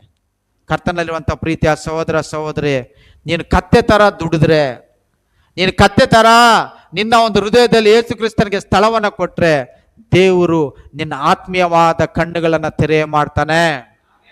ನಿನ್ನ ಆತ್ಮೀಯವಾದ ಕಣ್ಣುಗಳನ್ನ ತೆರೆ ಮಾಡಿ ಅನೇಕ ದರ್ಶನಗಳ ಮೂಲಕವಾಗಿ ನಿನ್ನ ಸಂಗಡ ದೇವರು ಮಾತಾಡ್ತಾರೆ. ನೀನು ಕತ್ತೆ ತರ ದುಡಿದು ಕತ್ತೆ ತರ ಯೇಸು ಕ್ರಿಸ್ತನಿಗೆ ನೀನು ಸ್ಥಳವನ್ನು ಕೊಟ್ರೆ ಆ ದರ್ಶನಗಳ ಮೂಲಕವಾಗಿ ನಿನ್ನ ಸಂಗಡ ದೇವರು ಮಾತಾಡ್ತಾರೆ. ನಿನ್ನನ್ನ ಆತನ ಸೇವೆಗಾಗಿ ದೇವರು ಉಪಯೋಗವನ್ನ ಮಾಡ್ತಾರೆ. ಹಲ್ಲೆಲೂಯಾ. ಕರ್ತನಲ್ಲಿರುವಂತಹ ಪ್ರೀತಿಯ ಸಹೋದರ ಸಹೋದರಿ, ನೀನು ಕತ್ತೆ ತರ ದೇವ್ರಿಗಾಗಿ ದುಡಿಲಿಕ್ಕೆ ಸಿದ್ಧವಾಗಿದೆಯಾ? ನೀನು ಕತ್ತೆ ತರ ದೇವರ ರಾಜ್ಯಕ್ಕಾಗಿ ನೀತಿಗಾಗಿ ದುಡಿಲಿಕ್ಕೆ ನೀನು ಸಿದ್ಧವಾಗಿದೆಯಾ? ಅಥವಾ ಕೇವಲ ಕತ್ತೆ ತರ ನಿನ್ನ ಕುಟುಂಬಕ್ಕೆ ಮಾತ್ರ ನೀನು ದುಡ್ಕೊಂಡು ಬದುಕ್ತೀಯ? ಯೋಚನೆ ಮಾಡಿ. ಬಹಳಷ್ಟು ಜನ ಈ ಲೋಕದಲ್ಲಿ ಕತ್ತೆ ತರ ಅವರ ಕುಟುಂಬಗಳಿಗಾಗಿ ದುಡಿತಾರೆ. ಕತ್ತೆ ತರ 5 ಗಂಟೆಗೆ ಹೋಗ್ತಾರೆ ಕೆಲಸಕ್ಕೆ, ರಾತ್ರಿ 10 ಗಂಟೆಗೆ ಬರ್ತಾರೆ. 2 ಗಂಟೆಗೆ ಹೋಗ್ತಾರೆ, 10 ಗಂಟೆಗೆ ಬರ್ತಾರೆ. ರಾತ್ರಿ 10 ಗಂಟೆಗೆ ಹೋಗ್ತಾರೆ, 6 ಗಂಟೆ. ಕತ್ತೆ ತರ ದುಡಿತಾ ಇದ್ದಾರೆ ಅವ್ರ ಕುಟುಂಬಗಳಿಗಾಗಿ. ಆದರೆ ದೇವರ ರಾಜ್ಯಕ್ಕಾಗಿ ಯಾವ ರೀತಿಯಲ್ಲಿ ದುಡಿತಾ ಇದೆಯಾ ನೀನು? ದೇವರ ರಾಜ್ಯಕ್ಕೆ ಕುದುರೆ ತರ ಬರ್ತೀಯ ನೀನು? ದೇವರ ರಾಜ್ಯಕ್ಕೆ ಯಾವ ಥರ ಬರ್ತೀರಾ ನೀವು? ಯಾವ ಥರ ಬರ್ತಾ ಇದ್ದೀರಾ? ಹಲೋ, ದೇವರ ರಾಜ್ಯಕ್ಕೆ ಯಾವ ಥರ ನಾವು ಬರ್ತಾ ಇದ್ವಿ? ಕುದುರೆ ಥರ ಬರ್ತಾ ಇದ್ವಿ. ಕುದುರೆ ಹತ್ಕೊಂಡು ನಾವು ದೇವರ ಆಲಯಕ್ಕೆ ಬರ್ತೀವಿ. ದೇವರ ಆಲಯಕ್ಕೆ ಕತ್ತೆ ಥರ ನಾವು ದುಡಿಯಲ್ಲ. ಬಹಳಷ್ಟು ಜನ, ಕೆಲವರು ಇಲ್ಲಿರೋದು ದುಡಿಯೋದು ದೇವರ ಆಲಯಕ್ಕಾಗಿ. ಕತ್ತೆ ಥರ ದುಡಿಯಲ್ಲ, ಕುದುರೆ ಥರ ಬರ್ತೀವಿ. ಕುದುರೆ ಕೊಟ ಕೊಟ ಕೊಟ ಕೊಟ ಅಂತ ಬಂದು ಕುದುರೆಯಲ್ಲಿ ಇಲ್ಲಿ ಕುತ್ಕೊಂಡು ಚರ್ಚ್ ಮುಗಿದ ತಕ್ಷಣ ಅದೇ ಕುದುರೆ ಮೇಲೆ ಹೊರಟೋಗೋರೆ ಜಾಸ್ತಿ ಜನ. ಕುದುರೆ ಮೇಲೆ ಬಂದ್ರೆ ದೇವರ ಆಶೀರ್ವಾದ ನಮಗೆ ಸಿಕ್ಕೋದಿಲ್ಲ. ಅರ್ಥ ಆಗ್ತಾ ಇದೆಯಾ? ಹಲೋ, ಅರ್ಥ ಆಗ್ತಾ ಇದೆಯಾ? ಕುದುರೆ ಮೇಲೆ ಬಂದು, ಕುದುರೆ ಮೇಲೆ ನೀನು ಅದರ ಮೂಗ್ದಾರ, ಅದರ ಒಂದು ಏನ್ ಹೇಳ್ತಾರೆ, ಕುದುರೆಗೆ ಮೂಗ್ದಾರ ಹಾಕ್ತಾರ, ಅದನ್ನೇನ್ ಹೇಳ್ತಾರೆ, ಲಗಾಮು. ಕುದುರೆ ಲಗಾಮ್ ಹಿಡ್ಕೊಂಡು ಕುದುರೆ ಮೇಲೆ ಕುತ್ಕೊಂಡು ಬಂದ ನೀನಿಲ್ಲಿ ಚರ್ಚ್ ಮುಗಿದ ತಕ್ಷಣ ಕುದುರೆ ಮೇಲೆ ಲಗಾಮ್ ಹಿಡ್ಕೊಂಡು ನಿನ್ ಮನೆಗೆ ಹೊಟ್ಟೋದು ಆಶೀರ್ವಾದ ಸಿಕ್ಕಲ್ಲ. ಕತ್ತೆ ತರ ದೇವರ ಆಲಯದಲ್ಲಿ ದುಡಿಯೋದನ್ನ ಕಲಿಬೇಕ್ರಿ. ಕತ್ತೆ ತರ ದೇವರ ರಾಜ್ಯಕ್ಕಾಗಿ ಕೆಲಸ ಮಾಡೋದನ್ನ ಒಬ್ಬೊಬ್ಬರು ಕಲಿಬೇಕು. ಅವಾಗಲೇ ದೇವರು ನಿಮ್ಮ ಹತ್ರ ಮಾತಾಡೋದು, ಅವಾಗಲೇ ದೇವರು ನಿಮಗೆ ದರ್ಶನ ಕೊಡೋದು. ನಿನ್ನ ಕುಟುಂಬಕ್ಕಾಗಿ ಕತ್ತೆ ತರ ದುಡಿತೀಯ, 5 ಗಂಟೆಗೆ ಓಡ್ತೀಯ ಕತ್ತೆ ತರ ಭಾರ ಎತ್ಕೊಂಡು. ಅಯ್ಯೋ ಕೆಲ್ಸಕ್ಕೆ ಹೋಗಿಲ್ಲ ಅಂದ್ರೆ ಸಂಬಳ ಕೊಡಲ್ಲ, ಓಡ್ತೀಯ. ರಾತ್ರಿ ಆದ್ರೆ ಅಯ್ಯೋ ನೈಟ್ ಡ್ಯೂಟಿ ಇದೆ ಅಂತೇಳಿ ನಿದ್ರೆ ಕೆಟ್ಟು ಓಡ್ತೀಯ ಕೆಲ್ಸಕ್ಕೆ, ಕತ್ತೆ ತರ ದುಡಿಯೋಕೆ. ಅದೇ ದೇವರ ರಾಜ್ಯ ಅಂದ್ರೆ ಕುದುರೆ ತರ. ದೇವರ ರಾಜ್ಯ ಅಂದ್ರೆ ಲಗಾ ಮಿಡ್ಕೊಂಡು ಕಟ ಕಟ ಕಟ ಕಟ ಅಂತ ಬರೋದು, ಕಟ ಕಟ್ನ ಹೊಟ್ಟೋಗೋದು. ಅದಕ್ಕೆ ನಮ್ಗೆ ದರ್ಶನಗಳು ಸಿಗ್ತಾ ಇಲ್ಲ, ಆಶೀರ್ವಾದಗಳು ಸಿಗ್ತಾ ಇಲ್ಲ, ಬಿಡುಗಡೆ ಸಿಗ್ತಾ ಇಲ್ಲ ನಮಗೆ. ಕತ್ತೆ ತರ ನಾವು ದುಡಿಬೇಕು ದೇವರ ಆಲಯದಲ್ಲಿ. ಒಂದು ಮೆಟ್ಲು ಹತ್ಕೊಂಡ್ ಬರುವಾಗ ಅಲ್ಲೇನಾದ್ರೂ ಗಲೀಜಿದ್ರೆ ಅದನ್ನ ಹಂಗೆ ನೋಡ್ಕೊ ಬರ್ತೀವಿ. ಬೇಕಾದ್ರೆ ಕೆಲವು ಸತಿ ಮೆಟ್ಲು ಗೂಡ್ಸಿರಲ್ಲ, ಹಂಗೆ ಇರ್ತದೆ, ಅದನ್ನ ಹಂಗೆ ನೋಡ್ಕೊ ಬರ್ತೀವಿ. ಅದಲ್ಲ, ಕತ್ತೆ ತರ ನಾವೇನು ಮಾಡ್ಬೇಕು, ದೇವರ ಆಲಯದಲ್ಲಿ ದುಡಿಬೇಕು. ಮೇಲೆ ಹೋಗ್ತೀವಿ, ಊಟ ತಿಂತೀವಿ. ಕೆಲವರು ಪ್ಲೇಟ್ಗಳು ಕೂಡ ಸರಿಯಾಗಿ ಸೋಪ್ ಹಾಕಿ ತೊಳಿಯಲ್ಲ, ಸೋಪ್ ಹಾಕಲ್ಲ. ಅನ್ನನ ಅಲ್ಲೇ ಬಿಸಾಕ್ಬಿಟ್ಟು ನೀರು ಹಿಂಗ ಅಂದ್ಬಿಟ್ಟು ಹಿಂಗೆ ಅಲ್ಲಿ ಇಟ್ಬಿಟ್ಟು ಬಂದ್ಬಿಡ್ತೀವಿ. ಇದು ಕತ್ತೆ ತರ ದುಡಿಯೋದ? ಕತ್ತೆ ತರ ದುಡಿಯೋದ? ಇಲ್ಲ. ಏನು ಅಡಿಗೆ ಮಾಡೋರೇ ಪಾತ್ರೆಗಳು ಉಜ್ಜಬೇಕು, ಅಡಿಗೆ ಮಾಡೋರೇ ಪ್ಲೇಟ್ಗಳು ತೊಳಿಬೇಕು, ಅಡಿಗೆ ಮಾಡೋರೇ ಡೈನಿಂಗ್ ಹಾಲ್ ಕ್ಲೀನ್ ಮಾಡಬೇಕು, ಅಡಿಗೆ ಮಾಡೋರೇ ತರಕಾರಿ ಕಟ್ ಮಾಡಬೇಕು. ಇದಲ್ಲ. ನಾವು ದೇವರ ಆಲಯದಲ್ಲಿ ದೇವರ ರಾಜ್ಯಕ್ಕಾಗಿ ನೀತಿಗಾಗಿ ದುಡಿಯೋದನ್ನ ಕಲಿಬೇಕು. ಆತನ ಸೇವೆ ಮಾಡೋದನ್ನ ಕಲಿಬೇಕು, ಪ್ರಾರ್ಥನೆಗಳನ್ನ ಮಾಡೋದನ್ನ ಕಲಿಬೇಕು, ಸುವಾರ್ಥ ಹೇಳೋದನ್ನ ಕಲಿಬೇಕು, ಸಭೆಗಾಗಿ ಉಪವಾಸ ಇರೋದನ್ನ ಕಲಿಬೇಕು, ಸಭೆಯಲ್ಲಿ ಉಜ್ಜೀವನಕ್ಕಾಗಿ ಪ್ರಾರ್ಥನೆ ಕೂಟಗಳಿಗೆ ಬರೋದನ್ನ ನಾವು ಕಲಿಬೇಕು. ಇದೆಲ್ಲ ಕತ್ತೆ ತರ ದುಡಿಯೋದೆ. ಅರ್ಥ ಆಗ್ತಾ ಇದೆಯಾ? ನೀನು ಕತ್ತೆ ತರ ದೇವರ ರಾಜ್ಯಕ್ಕಾಗಿ ದುಡಿದಿರಾ, ಕುದುರೆ ತರ ಬಂದು ಹೋದ್ರೆ ಏನು ಪ್ರಯೋಜನ ಆಗೋದಿಲ್ಲ. ಅರ್ಥ ಆಗ್ತಾ ಇದೆಯಾ? ಅರ್ಥ ಆಗ್ತಾ ಇದೆಯಾ? ನಾವು ಕತ್ತೆ ತರ ಕೆಲಸ ಮಾಡಬೇಕು. ಮೂರನೇದಾಗಿ, ಕತ್ತೆಗೆ ಬುದ್ಧಿ ಇಲ್ಲ ಅಂತೇಳಿ ಆ ಕತ್ತೆಯನ್ನ ಅಜ್ಞಾನ ಉಳ್ಳ ಪ್ರಾಣಿಗೆ ಹೋಲಿಕೆ ಮಾಡ್ತಾರೆ. ಕುದುರೆಗೆ ಬುದ್ಧಿ ಜಾಸ್ತಿ ಇದೆ ಅಂತೇಳಿ, ಆ ಕುದುರೆಗೆ ಧೈರ್ಯ ಜಾಸ್ತಿ ಇದೆ ಅಂತೇಳಿ ಅದಕ್ಕೆ ಕಣ್ಣಿಗೆ ಏನು ಕಟ್ತಾರೆ? ಕಣ್ಣಿಗೆ ಬಟ್ಟೆ ಕಟ್ಟೋದಿಲ್ಲ ಕುದುರೆಗೆ. ಆ ಕುದುರೆ ಇತ್ ಕಡೆ ನೋಡಬಾರ್ದ ಅಂತೇಳಿ ಆ ಕುದುರೆಗೆ ಕಣ್ಣಿಗೆ ಹಿಂಗೆ ಅಡ್ಡ ಕಟ್ತಾರೆ. ಏನ್ ಹೇಳ್ತಾರೆ ಅದನ್ನ? ಕುದುರೆಗೆ ಕಣ್ಣಿಗೆ ಈ ತರ ಕಟ್ತಾರೆ. ಅದು ಇತ್ ಕಡೆ ನೋಡಬಾರ್ದು ಅಂತೇಳಿ, ಅದಕ್ಕೆ ಮುಂದೆ ನೋಡ್ಕೊಂಡು ಯುದ್ಧಕ್ಕೆ ಹೋಗ್ಬೇಕು ಅಂತೇಳಿ. ಅದಕ್ಕೆ ಬುದ್ಧಿ ಜಾಸ್ತಿ ಇದೆ, ಧೈರ್ಯ ಜಾಸ್ತಿ ಇದೆ ಅಂತೇಳಿ ಕುದುರೆನ ಉಪಯೋಗ ಮಾಡ್ತಾರೆ. ಆದರೆ ಜ್ಞಾನ ಇಲ್ಲದೆ ಇರುವಂತ ಪ್ರಾಣಿ ಅಂತೇಳಿ ಕತ್ತೆನ ಹೋಲಿಕೆ ಮಾಡ್ತಾರೆ. ಹೌದಾ? ಹೌದಾ? ಯಾರು ನಾನು ಅಜ್ಞಾನಿ ಅಂತಾರೋ, ಯಾರು ದೇವ್ರೇ ನನಗೆ ಜ್ಞಾನ ಇಲ್ಲಪ್ಪ, ನಾನು ಬುದ್ಧಿಹೀನನಪ್ಪ ಅಂತಾರ, ಅವ್ರನ್ನ ದೇವ್ರು ಆರಿಸ್ಕೊಳ್ತಾರೆ. 1 ಕೊರಿಂಥ 1ನೇ ಅಧ್ಯಾಯ 26ನೇ ವಾಕ್ಯವನ್ನ ನಾವು ಓದೋಣ. 1 ಕೊರಿಂಥ 1ನೇ ಅಧ್ಯಾಯ 26ನೇ ವಾಕ್ಯ. ಸಹೋದರರೇ, ದೇವರು ನಿಮ್ಮನ್ನು ಕರೆದಾಗ ಎಂಥವರನ್ನು ಕರೆದನೆಂದು ಆಲೋಚಿಸಿರಿ. ನಿಮ್ಮೊಳಗೆ ಲೌಕಿಕ ದೃಷ್ಟಿಗಳಲ್ಲಿ ಜ್ಞಾನಿಗಳು ಅನೇಕರಿಲ್ಲ, ಅಧಿಕಾರಿಗಳು ಅನೇಕರಿಲ್ಲ, ಕುಲೀನರು ಅನೇಕರಿಲ್ಲ. ದೇವರು ಜ್ಞಾನಿಗಳನ್ನು ನಾಚಿಕೆ ಪಡಿಸುವುದಕ್ಕಾಗಿ ಈ ಲೋಕದ ಬುದ್ಧಿಹೀನರನ್ನು ಆರಿಸಿಕೊಂಡಿದ್ದಾನೆ. ದೇವರು ಜ್ಞಾನಿಗಳನ್ನ ನಾಚಿಕೆ ಪಡಿಸ್ಲಿಕ್ಕಾಗಿ ದೇವರು ಬುದ್ಧಿಹೀನರನ್ನ ದೇವರು ಆರಿಸಿಕೊಂಡಿದ್ದಾರೆ. ಅಜ್ಞಾನಿಗಳು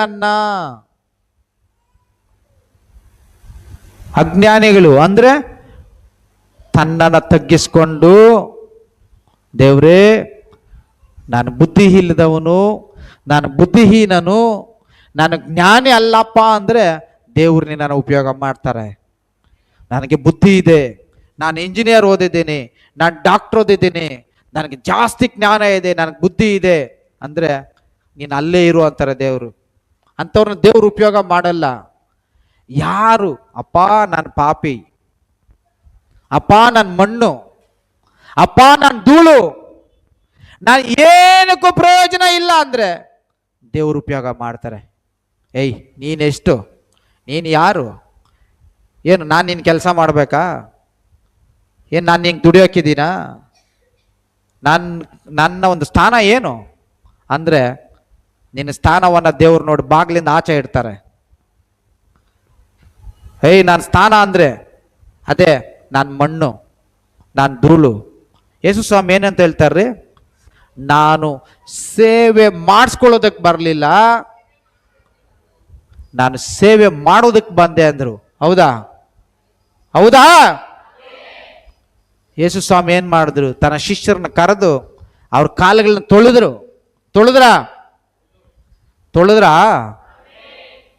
ಏಯ್ ನಾನು ಗುರು, ನಾನು ಯೇಸು ಸ್ವಾಮಿ, ನಾನು ಎಷ್ಟೋ ಜನರನ್ನ ಗುಣಪಡಿಸಿದ್ದೀನಿ, ಸ್ವಸ್ಥ ಮಾಡಿದ್ದೀನಿ, ನಾನು ಯಾಕೆ ನೀನು ಕಾಲು ತೊಳಿಬೇಕಂದ್ರ ತೊಳೆದ್ರ ಅವರು ಕಾಲನ್ನ? ಹೌದಲ್ವಾ? ನಮ್ಮನ್ನು ತಗ್ಗಿಸ್ಕೋಬೇಕು.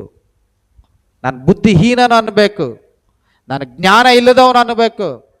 ದೇವರು ನಮ್ಮನ್ನು ಉಪಯೋಗ ಮಾಡ್ತಾರೆ. ನಿಮ್ಮ ಮನೆಯಲ್ಲಿ ಜ್ಞಾನ ಇಲ್ಲದವ್ರು ಇದ್ದಾರಾ? ಯಾರಾದರೂ ಓದು ಅಂಟ್ತಾ ಇಲ್ವಾ? ಅವ್ರಿಗೆ ಬುದ್ಧಿ ಅವ್ರಿಗೆ ಇಲ್ವಾ ಸರಿಯಾಗಿ? ಅವ್ರಿಗೆ ಓದೋದಕ್ಕೆ ಬರೆಯೋದಕ್ಕೆ ಬರ್ತಾ ಇಲ್ವಾ? ಅವ್ರಿಗಾಗಿ ಪ್ರಾರ್ಥನೆ ಮಾಡಿ. ಯಾಕೋಬ 1ನೇ ಅಧ್ಯಾಯ 5ನೇ ವಾಕ್ಯ ಏನು ಹೇಳುತ್ತೆ? ಯಾವನಿಗಾದರೂ ಜ್ಞಾನ ಕಡಿಮೆ ಆಗಿದ್ದರೆ ಅವನು ನನ್ನನ್ನು ಕೇಳಿಕೊಳ್ಳಲಿ, ದೇವರು ಅವನಿಗೆ ಉದಾರವಾದ ಮನಸ್ಸಿನಿಂದ ಜ್ಞಾನವನ್ನು ಕೊಡ್ತಾರಂತೆ. ನಾವು ಅಜ್ಞಾನಿಗಳಾಗಿದ್ದೀವಿ ಅಂತೇಳಿ ಮಕ್ಕಳನ್ನ ಬೈದೆ ನಾವೇನು ಮಾಡ್ಬೇಕು? ಅವ್ರಿಗಾಗಿ ಪ್ರಾರ್ಥನೆಯನ್ನು ಮಾಡುವಾಗ ದೇವರು ಆ ಮಕ್ಕಳಿಗೆ ಜ್ಞಾನ ಕೊಟ್ಟು ಅವ್ರನ್ನೇ ದೇವ್ರ ಸೇವೆಯಲ್ಲಿ ಅದ್ಭುತವಾಗಿ ಉಪಯೋಗವನ್ನು ಮಾಡ್ತಾರೆ. ಅದ್ಭುತವಾಗಿ ದೇವರು ಉಪಯೋಗ ಮಾಡ್ತಾರೆ. Hallelujah, hallelujah. ಕರ್ತನಲ್ಲಿರುವಂಥ ಪ್ರೀತಿಯ ಸಹೋದರ ಸಹೋದರಿ, ನನ್ನ ಜೀವನವನ್ನು ನಾನು ಯಾವಾಗಲೂ ಕತ್ತೆಗೆ ಹೋಲಿಕೆ ಮಾಡ್ಕೊಳ್ತೀನಿ. ಕತ್ತೆ ಥರ ಒಂದು ಕಾಲದಲ್ಲಿ ಅಜ್ಞಾನಿ ಆಗಿ, ಕತ್ತೆ ಥರ ಒಂದು ಕಾಲದಲ್ಲಿ ಓದೋದಕ್ಕೆ ಸರಿಯಾಗಿ ಬರೆಯೋದಕ್ಕೆ ಬರದೆ 10ನೇ ಕ್ಲಾಸಲ್ಲಿ ನಾನು ವರ್ಷನೂ ನಾನು ಈ ಒಂದು ಗರಿಗಳ ಹಬ್ಬದಲ್ಲಿ ನನ್ನ ಸಾಕ್ಷ್ಯನ ಇದನ್ನೇ ಹೇಳ್ತಾ ಇರ್ತೇನೆ. ನಾನು ಯಾವಾಗಲೂ 10ನೇ ಕ್ಲಾಸಲ್ಲಿ 4 ಸಾರಿ 5 ಸಾರಿ 4 ಸಾರಿ ಫೇಲ್ ಆಗಿ, 10ನೇ ಕ್ಲಾಸಲ್ಲಿ 4 ಸಾರಿ ಫೇಲ್ ಆಗಿ, ಓದೋದಕ್ಕೆ ಬರೆಯೋದಕ್ಕೆ ಬರದೆ ನಮ್ಮ ಮಾವನವ್ರ ಊರಿಗೆ ಹೋಗಿ ಅಲ್ಲಿ ತೋಟದಲ್ಲಿ ನೀರು ಕಟ್ಕೊಂಡು, ರೇಷ್ಮೆ ಹುಳ ಮೇಯಿಸ್ಕೊಂಡು, ಬೈಕ್ ರಿಪೇರಿ ಮಾಡೋದನ್ನು ಕಲ್ತ್ಕೊಂಡು, ಬಟ್ಟೆ ಹೊಲಿಯೋದನ್ನು ಕಲ್ತ್ಕೊಂಡು ಏನೆಲ್ಲ ಪ್ರಯಾಸ ಪಟ್ಟರು ಆಗಲಿಲ್ಲ. ಕೊನೆಗೆ ಗಾರೆ ಕೆಲಸ ಮಾಡೋದಕ್ಕೂ ಆಗಲಿಲ್ಲ. ಲಾಸ್ಟ್ಗೆ ಯಾರೋ ಒಬ್ಬರು ನನ್ನನ್ನು ಕರ್ಕೊಂಡೋಗಿ ಹಾಸ್ಟ್ಲಿಗೆ ಸೇರಿಸಿದ್ರು. ಮನೇಲಿದ್ದರೆ ನೀನು ಕೆಟ್ಟು ಹೋಗ್ತೀಯ ಅಂತೇಳಿ. ಯಾಕಂದರೆ ಇಲ್ಲಿ ITC ಫ್ಯಾಕ್ಟ್ರಿಯಲ್ಲಿ ನಾವು ದೊಡ್ಡ ಕಳ್ತನಗಳನ್ನು ಮಾಡ್ತಾ ಇದ್ವಿ. ಕಳ್ತನಗಳನ್ನು ಮಾಡಿಕೊಂಡು ITC ಫ್ಯಾಕ್ಟ್ರಿಯಲ್ಲಿ ಆ ಸಾಮಾನುಗಳನ್ನು ತಗೊಂಬರೋದು, ಮಾರೋದು. ಒಂದು ಸಾರಿ ITC ಫ್ಯಾಕ್ಟ್ರಿಯಲ್ಲಿ ಹೋದಾಗ ಅವ್ರು ಹಿಡ್ಕೊಂಡು ಚೆನ್ನಾಗಿ ಹೊಡೆದು ಚಿಕ್ಕಜಾಲ ಸ್ಟೇಷನ್ಗೆ ಕರ್ಕೊಂಡೋಗಿ ಚಿಕ್ಕಜಾಲ ಸ್ಟೇಷನಲ್ಲಿ ಹೊಡೆದು ಆಮೇಲೆ ವಾಪಸ್ ಮನೆಗೆ ಬಂದ ಮೇಲೆ ನಮ್ಮ ಮಾವ ಇವನು ಊರಲ್ಲಿದ್ದರೆ ಕೆಟ್ಟು ಹೋಗ್ತಾನೆ ಅಂತೇಳಿ ನನ್ನನ್ನೇನು ಮಾಡ್ತಾರೆ, ನಮ್ಮ ದೊಡ್ಡಕ್ಕನವ್ರ ಯಜಮಾನರು ಕೇಳ್ತಾರೆ, ಅಲ್ಲಿ ಹಾಸ್ಟ್ಲಿಗೆ ಹೋಗ್ತೀಯೇನೋ? ಆಯ್ತು ಹಾಸ್ಟ್ಲಿಗೆ ಹೋಗ್ತೀನಿ ಅಂದ. ಯಾಕಂದರೆ ಅಲ್ಲಿ ಒಳ್ಳೆ ಊಟ ಕೊಡ್ತಾರೆ ಅಂತೇಳಿ. ಅಲ್ಲಿ ಹಾಸ್ಟ್ಲಿಗೆ ಹೋಗಿ ಹಾಸ್ಟ್ಲಲ್ಲಿ ಸುಮಾರು ಒಂದು 60 ಜನ ಸ್ಟೂಡೆಂಟ್ಗಳಿದ್ರು ಹಾಸ್ಟ್ಲಲ್ಲಿ. ಅಲ್ಲಿ ಹೋಗಿ ಅಲ್ಲಿ ಯೇಸು ಸ್ವಾಮಿನ ನಂಬಿದ್ದು. ಆ ಹಾಸ್ಟ್ಲಿಗೆ ಹೋದಾಗ 4:15 ಎದ್ದು ಪ್ರಾರ್ಥನೆ ಮಾಡಿ 4:15 6 ಗಂಟೆ ಗಂಟ ಪ್ರಾರ್ಥನೆ ಮಾಡಿ ಬೈಬಲ್ ಓದಿ ವಾಕ್ಯ ಮೆಮೊರಿ ಮಾಡಿದ್ರೆ ಮಾತ್ರ ಊಟ ಕೊಡೋರು, ಇಲ್ಲಾಂದ್ರೆ ಊಟ ಕೊಡ್ತಾ ಇರಲಿಲ್ಲ. ಅದೇ ಹಾಸ್ಟ್ಲಲ್ಲಿ ಸುಮಾರು 1997ನೇ ಇಸ್ವಿಯಿಂದ 2012ನೇ ಇಸ್ವಿವರೆಗೂ ಅದೇ ಹಾಸ್ಟ್ಲಲ್ಲಿದ್ದೆ. ಆ ಹಾಸ್ಟ್ಲಲ್ಲಿ ಓದ್ಕೊಂಡು ಈ ವಾಕ್ಯ 1 ಕೊರಿಂಥ 1ನೇ ಅಧ್ಯಾಯ 26ನೇ ವಾಕ್ಯವನ್ನು ನಾನು ಓದಿದಾಗ, ನನಗೆ ಓದೋದಕ್ಕೆ ಬರಲ್ಲ, ನನಗೆ ಬರೆಯೋದಕ್ಕೆ ಬರಲ್ಲಲ್ಲ ಸ್ವಾಮಿ, ನೀನು ನಿಜವಾದ ದೇವರಾಗಿದ್ದರೆ ನನಗೆ ಜ್ಞಾನ ಕೊಟ್ಟು SLC ಪಾಸ್ ಮಾಡಪ್ಪ, ಆಗ ನಿನ್ನನ್ನು ನಂಬ್ತೀನಿ ಅಂತೇಳಿ ಪ್ರೇಯರ್ ಮಾಡಿ ಹೋಗಿ SLC ಎಕ್ಸಾಮನ್ನು 5ನೇ ಸಾರಿ ಬರೆದೆ. 5ನೇ ಸಾರಿ ದೇವ್ರು ನನಗೆ SSLC ಎಕ್ಸಾಮನ್ನು ಪಾಸ್ ಮಾಡಿದ್ರು. ಅವತ್ತು ಯೇಸು ಸ್ವಾಮಿಯನ್ನು ನಾನು ನಂಬಿದೆ. ದೇವರೇ, ನಾನು ಅಜ್ಞಾನಿ, ನನಗೆ ಜ್ಞಾನ ಕೊಡು ಅಂತ ಪ್ರಾರ್ಥನೆಯನ್ನು ಮಾಡಿದಾಗ ದೇವರು ಜ್ಞಾನ ಕೊಟ್ಟರು. SLC ಎಕ್ಸಾಮನ್ನು ಪಾಸ್ ಮಾಡಿದೆ. ಅಲ್ಲೇ ಬೈಬಲ್ ಕಾಲೇಜಲ್ಲಿ ಅಪ್ಪಾಜಿ ಅಂತೇಳಿ ಒಬ್ಬ ಕೊರೆಯೋದವರಿದ್ದರು. ಅವ್ರು ನನ್ನನ್ನು ನೋಡಿ ಇವನು ಒಂದು ಸ್ವಲ್ಪ ಚೂಟಿ ಆಗಿದ್ದಾನೆ ಅಂತೇಳಿ ನನ್ನನ್ನು ಬೈಬಲ್ ಕಾಲೇಜಿಗೆ ಕಳಿಸಿದ್ರು. ಬೈಬಲ್ ಕಾಲೇಜಲ್ಲಿ ಓದಿ ಒಬ್ಬ ಪಾಸ್ಟರ್ ಆದೆ. ಆಮೇಲೆ ಅದೇ ಬೈಬಲ್ ಕಾಲೇಜಲ್ಲಿ ನನಗೆ ಕನ್ನಡ ಮತ್ತು ತೆಲುಗು 2 ಭಾಷೆ ಬರ್ತಾ ಇದ್ದಿದ್ದು. ಆ ಬೈಬಲ್ ಕಾಲೇಜಲ್ಲಿ ಅವ್ರು ಕೊರಿಯ ಭಾಷೆಯನ್ನು ಕಲಿಸ್ಕೊಟ್ಟು, ಬೇರೆ ದೇಶದ ಭಾಷೆ, ಆ ಬೇರೆ ದೇಶದ ಭಾಷೆಯನ್ನು ಅವ್ರು ಕಲಿಸುವಾಗ ದೇವ್ರ ಹತ್ರ ಪ್ರಾರ್ಥನೆ ಮಾಡಿದೆ. ದೇವರೇ, ನಾನು ಅಜ್ಞಾನಿ ಆಗಿದ್ದೀನಿ, ನನ್ನನ್ನು ನೀನು ಆಶೀರ್ವಾದ ಮಾಡು, ಕೊರಿಯ ಭಾಷೆ ಕಲೀಲಿಕ್ಕೆ ನನಗೆ ಜ್ಞಾನ ಕೊಡಪ್ಪ ಅಂತೇಳಿ ಪ್ರಾರ್ಥನೆ ಮಾಡಿದಾಗ ದೇವರು ಕೊರಿಯ ಭಾಷೆಯನ್ನು ಕಲಿಯೋ ಹಾಗೆ ಒಂದು ಜ್ಞಾನವನ್ನು ಕೊಟ್ಟರು. ಕೊರಿಯ ಭಾಷೆಯನ್ನು ಕಲಿತ ಮೇಲೆ ನನ್ನ ಜೀವನವನ್ನು ದೇವರು ಸಂಪೂರ್ಣವಾಗಿ ಬದಲಾಯಿಸಿದ್ರು. ಅವತ್ತಿನಿಂದ ಇವತ್ತಿನವರೆಗೆ ಅನೇಕ ಕೊರಿಯ ದೇಶದವರಿಗೆ ಟ್ರಾನ್ಸ್ಲೇಷನನ್ನು ಮಾಡಿಕೊಂಡು ಆತನ ಸೇವೆಯನ್ನು ಮಾಡಿಕೊಂಡು ಅಜ್ಞಾನಿ ಆಗಿದ್ದಂಥ ನನ್ನನ್ನು ದೇವರು ಒಂದು ಜ್ಞಾನಿಯಾಗಿ ಮಾರ್ಪಡಿಸಿ ಇವತ್ತು ಆತನ ಸೇವೆಯಲ್ಲಿ ದೇವರು ನಡೆಸ್ತಾ ಇದ್ದಾರೆ. ದೇವರ ನಾಮಕ್ಕೆ ಮಹಿಮೆ ಉಂಟಾಗಲಿ. ಬೈಬಲ್ ಕಾಲೇಜಲ್ಲಿ ಕತ್ತೆ ಥರ ದುಡ್ದಿದ್ದು ನಾನು. ಬೈಬಲ್ ಕಾಲೇಜಲ್ಲಿ ನನ್ನ ಜೊತೇಲಿ ಓದಿದಂಥ ಎಷ್ಟೋ ಸ್ಟೂಡೆಂಟ್ಗಳಿದ್ದಾರೆ. ಇವರೆಲ್ಲ ಕೆಲಸ ಹೇಳಿದ್ರೆ ಹೋಗಿ ಬಚ್ಚಿಟ್ಕೊಳ್ಳೋರು. ಹೆಂಗೆ ಅಂತಂದರೆ, ಅಲ್ಲಿ ಗಾರೆ ಕೆಲಸ ಮಾಡಬೇಕಂತಂದರೆ ಅಪ್ಪಾಜಿ 10 ಇಟ್ಕೆ 20 ಇಟ್ಕೆ ಒಬ್ಬೊಬ್ಬರಿಗೆ ಹೇಳ್ಬಿಡೋರು. ಒಬ್ಬೊಬ್ಬರು 10 ಇಟ್ಕೆ ಎತ್ತಾಕಬೇಕು, ಒಬ್ಬೊಬ್ಬರು 10 ಮೂಟೆ ಸಿಮೆಂಟು ಎತ್ತಾಕಬೇಕು, ಒಬ್ಬೊಬ್ಬರು 10 ಮೂಟೆ ಜಲ್ಲಿ ಎತ್ತಾಕಬೇಕು, ಒಬ್ಬೊಬ್ಬರು 10 ಮೂಟೆ ಮರಳು ಎತ್ತಾಕಬೇಕು ಅಂತ ಹೇಳೋರು. ಆ ಬೈಬಲ್ ಕಾಲೇಜಲ್ಲಿ ಇದ್ದಂಥ ಹುಡುಗರೆಲ್ಲ ಏನು ಮಾಡೋರು ಅಂದರೆ, 1 ಮೂಟೆ 2 ಮೂಟೆ ಎತ್ತಾಕೋದು, ಹೋಗಿ ಬಚ್ಚಿಟ್ಕೊಬೇಡೋದು. ಆದರೆ ನಾನು ಆ ರೀತಿಯಲ್ಲಿ ಮಾಡಿದೆ. ಅವ್ರು ಹೇಳಿದ 10 ಮೂಟೆಗೆ 15 ಮೂಟೆ, 15 ಇಟ್ಕೆಗೆ 20 ಇಟ್ಕೆ ಎತ್ತಾಕ್ತಾ ಇದ್ದೆ. ಆ ಬೈಬಲ್ ಕಾಲೇಜಲ್ಲಿ ಏನೇ ಕೆಲಸ ಇದ್ರು ಎಲ್ಲ ಕೆಲಸ ಮಾಡ್ತಾ ಇದ್ದೆ. ಒಂದು ಬಾತ್ರೂಮ್ ಕ್ಲೀನ್ ಮಾಡೋದಾಗ್ಬೋದು, ಒಂದು ಕರೆಂಟ್ ಆಗ್ಬೋದು, ಒಂದು ನಲ್ಲಿ ನೀರು ಹಾಕ್ಬೋದು, ನಾನು ಎಲ್ಲ ಕೆಲಸಗಳನ್ನು ಮಾಡ್ತೀನಿ. ಪೇಂಟ್ ಹೊಡೆಯೋದಾಗ್ಬೋದು, ಸಿಮೆಂಟ್ ಕಲಿಸೋದಾಗ್ಬೋದು, ಮತ್ತು ಅಲ್ಲಿರುವಂಥ ಬಾಳೆ ಗಿಡಗಳಿಗೆ, ಅಲ್ಲಿದ್ದಂಥ ಒಂದು ತೆಂಗಿನಕಾಯಿ ಗಿಡಗಳಿಗೆ ನೀರು ಕಟ್ಟೋದಾಗ್ಬೋದು, ಅಲ್ಲೇ ಗುದ್ಲಿಯಲ್ಲಿ ಅಗದು ಬೆಳೆ ಇಡೋದು, ಟೊಮಾಟೊ ಗಿಡ ನೆಡೋದು ಅಥವಾ ಮೆಣಸಿನಕಾಯಿ ಗಿಡ ನೆಡೋದು, ಎಲ್ಲ ಕೆಲಸಗಳನ್ನು ಮಾಡಿದೆ. ಆ ಕೆಲಸಗಳನ್ನು ನೋಡಿದಂಥ ದೇವರು ಅಪ್ಪಾಜಿಯವರ ಹೃದಯದಲ್ಲಿ ಮಾತಾಡಿ, ಇವನಿಷ್ಟು ಚೆನ್ನಾಗಿ ಕೆಲಸ ಮಾಡ್ತಾನೆ ಅಂತೇಳಿ ಇವನಿಗೇನಾದರೂ ಮಾಡಬೇಕು ಅಂತೇಳಿ 2006ರಲ್ಲಿ ನನ್ನನ್ನು ಕರೆದುಬಿಟ್ಟು ಕೇಳಿದ್ರು, ನಿನಗೇನು ಕೊರಿಯಾಗೆ ಹೋಗು ನೀನು ಅಂತಂದ್ರೆ. ಫಸ್ಟು 2006ರಲ್ಲಿ ಕೊರಿಯಾಗೆ ಹೋಗು, ಕೊರಿಯಾದಲ್ಲಿ ಓದ್ಕೋಬಾ ಅಂತೇಳಿ 2006ರಲ್ಲಿ ವೀಸಾಗೆ ಅಪ್ಲೈ ಮಾಡಿದೆ. ಕೊರಿಯಾ ದೇಶದಲ್ಲಿ ಹೋಗಿ ಓದ್ಕೊ ಬರಬೇಕು ಅಂತೇಳಿ. 2006ರಲ್ಲಿ ವೀಸಾ ಸಿಗಲಿಲ್ಲ, ವೀಸಾ ಕ್ಯಾನ್ಸಲ್ ಆಯಿತು, ಪರ್ಮಿಷನ್ ಕೊಡಲಿಲ್ಲ. ಆಗ ಅವ್ರು ಕರೆದು ಕೇಳಿದ್ರು, ನಿನಗೇನು ಬೇಕು? ಆಗ ನೀವು ಕುತ್ಕೊಂಡಿರೋಂಥ ಆ ಹಿಂದೆಗಡೆ ಆ ಸ್ಥಳ ಖಾಲಿ ಸೈಟ್, ಅದು ಇಲ್ಲಿ ನಾನು ನಿಂತ್ಕೊಂಡಂಥ ಸ್ಥಳದಲ್ಲಿ ಒಂದು ಚಿಕ್ಕದು ಹೆಂಚಿನ ಮನೆ ನಮ್ದು. ಆವಾಗ ಚಿಕ್ಕದು ಒಂದು 10 ಅಡಿಗೆ ಒಂದು 12 ಅಡಿ 13 ಅಡಿ ಇರ್ಬೋದು ಹೆಂಚಿನ ಮನೆ, ಚಿಕ್ಕದು. ಇಲ್ಲೇ ನಾನು ನಿಂತ್ಕೊಂಡಿರೋಂಥ ಸ್ಥಳದಲ್ಲಿ. ಆಗ ಅಪ್ಪಾಜಿ ಅವ್ರು ಕೇಳಿದ್ರು, ನಿನಗೇನು ಬೇಕು ಅಂತ ಕೇಳಿದಾಗ ನಾನು ಕೇಳಿದೆ, ಅಪ್ಪಾಜಿ ನಮಗೆ ಮನೆ ಇಲ್ಲ, ಮನೆ ಕಟ್ಕೊಡಿ ಒಂದು ಅಂತ. ಆಗ ಅವ್ರು ಹೇಳಿದ್ರು, ನಾನು ಮನೆ ಕಟ್ಕೊಡೋದಕ್ಕಾಗಲ್ಲ, ಬೇಕಾದ್ರೆ ಒಂದು ಚರ್ಚ್ ಕಟ್ತೀನಿ, ಚರ್ಚು ಮನೆ 2 ಕಟ್ಕೊಡ್ತೀನಿ ಅಂತಂದರು. ಆಯಿತು ಅಂತ. ಆಗ 2006ರಲ್ಲಿ ಅಲ್ಲಿ ಬಂದು 9-10 ಫಾರ್ಮ್ ಇರಲಿಲ್ಲ. ಅದಕ್ಕೆ ಆಗ ರಮೇಶ್ ಬದರ್ನ ಕರ್ಕೊಂಡು ಪಂಚಾಯತಿ ಹತ್ರ ಹೋಗಿ 9-10 ಹಾಕ್ಸ್ದೆ. ಅದಕ್ಕೆ 9-10 ಹಾಕ್ಸಿ ಒಂದು ಇಂಜಿನಿಯರ್ ಪ್ಲ್ಯಾನ್ ಮಾಡಿಸ್ದೆ. ಇಂಜಿನಿಯರ್ ಪ್ಲ್ಯಾನ್ ಮಾಡಿ ಪಂಚಾಯತಿಯಲ್ಲಿ ಹೋಗಿ ಪರ್ಮಿಷನ್ ತಗೊಂಡು ಬಂದು ಅಪ್ಪಾಜಿ ಕೈಯಲ್ಲಿ ಕೊಟ್ರಿ. ಅಪ್ಪಾಜಿ ಕೈಯಲ್ಲಿ ಕೊಟ್ಟಾಗ ಆವಾಗ ಅಲ್ಲಿ 20ಕ್ಕೆ 30 ಅಡಿ, ನೀವು ಹಿಂದೆಗಡೆ ಏನು ಕೂತ್ಕೊಂಡಿದ್ರೆ ಅಲ್ಲಿ 20ಕ್ಕೆ 30 ಅಡಿ ಅವ್ರೇನು ಮಾಡಿದ್ರು, ಕೆಳಗಡೆ ಒಂದು ಮನೇನ ಮೇಲೆ ಒಂದು ಚರ್ಚನ್ನು 2006ನೇ ಇಸ್ವಿಯಲ್ಲಿ ಕಟ್ಕೊಟ್ರು.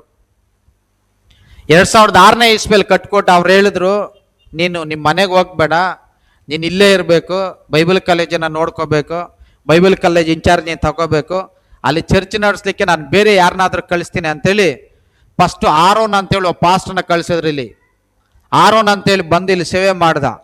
ಅವನೇನೋ ಒಂದು ಕೆಲಸ ಮಾಡಿ ಅವನು ಇಲ್ಲಿಂದ ವಾಪಸ್ ಕಳಿಸಿದ್ರಿ. ಆರೋನ್ ಇಲ್ಲಿಂದ ಹೊರಟೋದ. ಈ ಜೋನಾ ಅಂತೇಳಿ ಇನ್ನೊಬ್ಬ ಪಾಸ್ಟರ್ನ ಕಳಿಸಿದ್ರು. ಅವ್ರು ಬಂದು ಇಲ್ಲಿ ಸೇವೆ ಮಾಡ್ತಾಯಿದ್ರು. 2006ರಿಂದ 2010ನೇ ವರ್ಷದವರೆಗೂ ಇಲ್ಲಿ ಸೇವೆ ಮಾಡಿದ್ರು.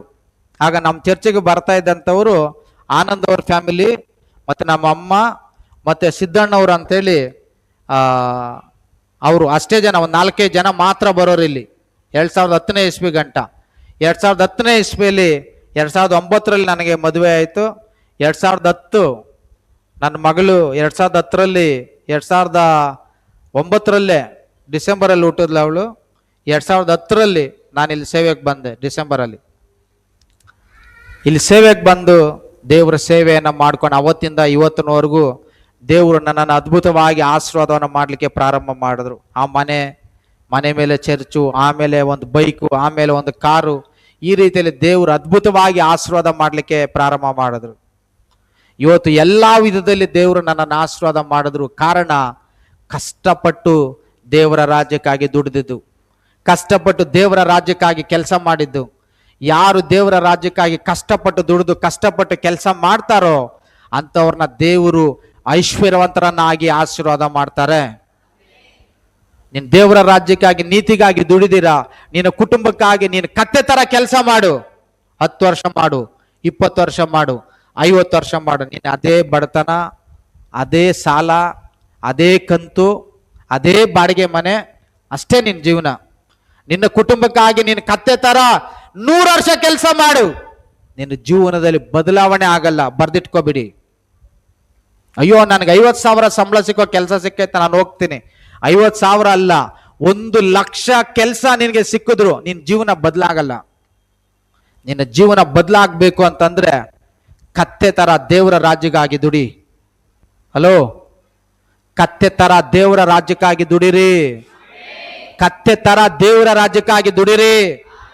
ಕೆಲಸ ಕೆಲಸ ಕೆಲಸ ಅಂತ ಬಿದ್ದು ಸಾಯ್ಬೇಡ್ರಿ. ಕೆಲ್ಸಕ್ಕೆ ಹೋಗ್ಬೇಕು, ನಾನು ಕೆಲ್ಸಕ್ಕೆ ಹೋಗ್ಬೇಕು. ನೀನ್ ಎಷ್ಟು ಕೆಲಸ ಮಾಡಿದ್ರು ಅಷ್ಟೇ ನಿನ್ನ ಜೀವನ. ದೇವರ ರಾಜ್ಯಕ್ಕಾಗಿ ನೀತಿಗಾಗಿ ರಜಾ ಹಾಕು ಬಾ. ರಜಾ ಹಾಕು, ಸಂಬಳ ಕಮ್ಮಿ ಬರಲಿ ಪರವಾಗಿಲ್ಲ. 10,000 20,000 ಸಂಬಳ ಬರೋತಾಗ 10,000 ಬರಲಿ ಪರವಾಗಿಲ್ಲ. ರಜಾ ಹಾಕು. ದೇವರ ಆಲಯದಲ್ಲಿ ಏನಾದರೂ ಕೆಲಸ ಇದ್ರೆ ಮಾಡು. ಉಪವಾಸ ಪ್ರೇಯರ್ ಇದ್ರೆ ಬಂದು ಕುತ್ಕೋ.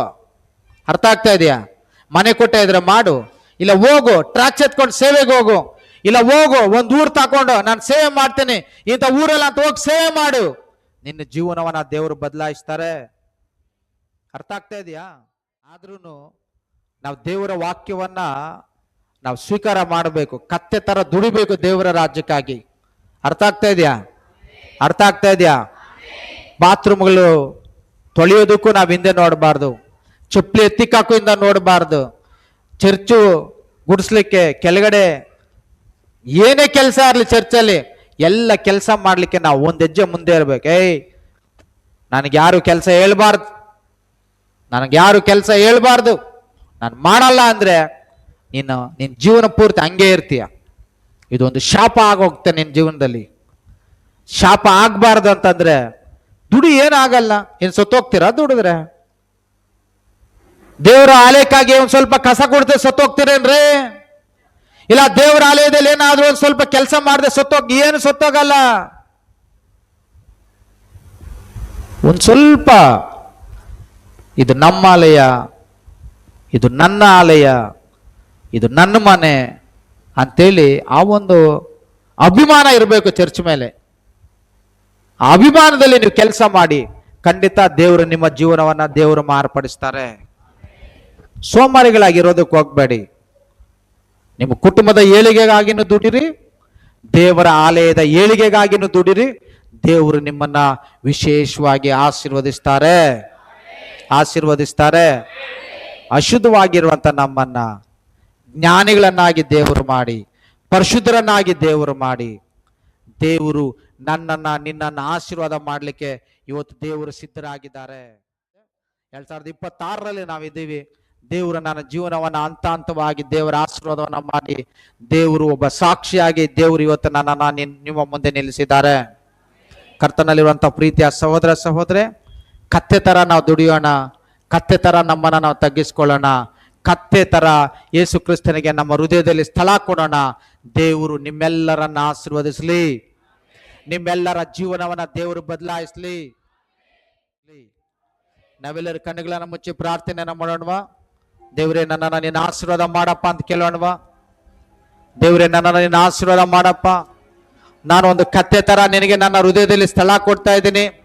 ನಾನು ಒಂದು ಕತ್ತೆ ತರ ನನ್ನ ಹೃದಯದಲ್ಲಿ, ನನ್ನ ಮನಸ್ಸಲ್ಲಿ ನಿನಗೆ ಸ್ಥಳಾವಕಾಶವನ್ನು ಕೊಡ್ತಾ ಇದ್ದೀನಿ ಅಂತ ಹೇಳೋಣವಾ?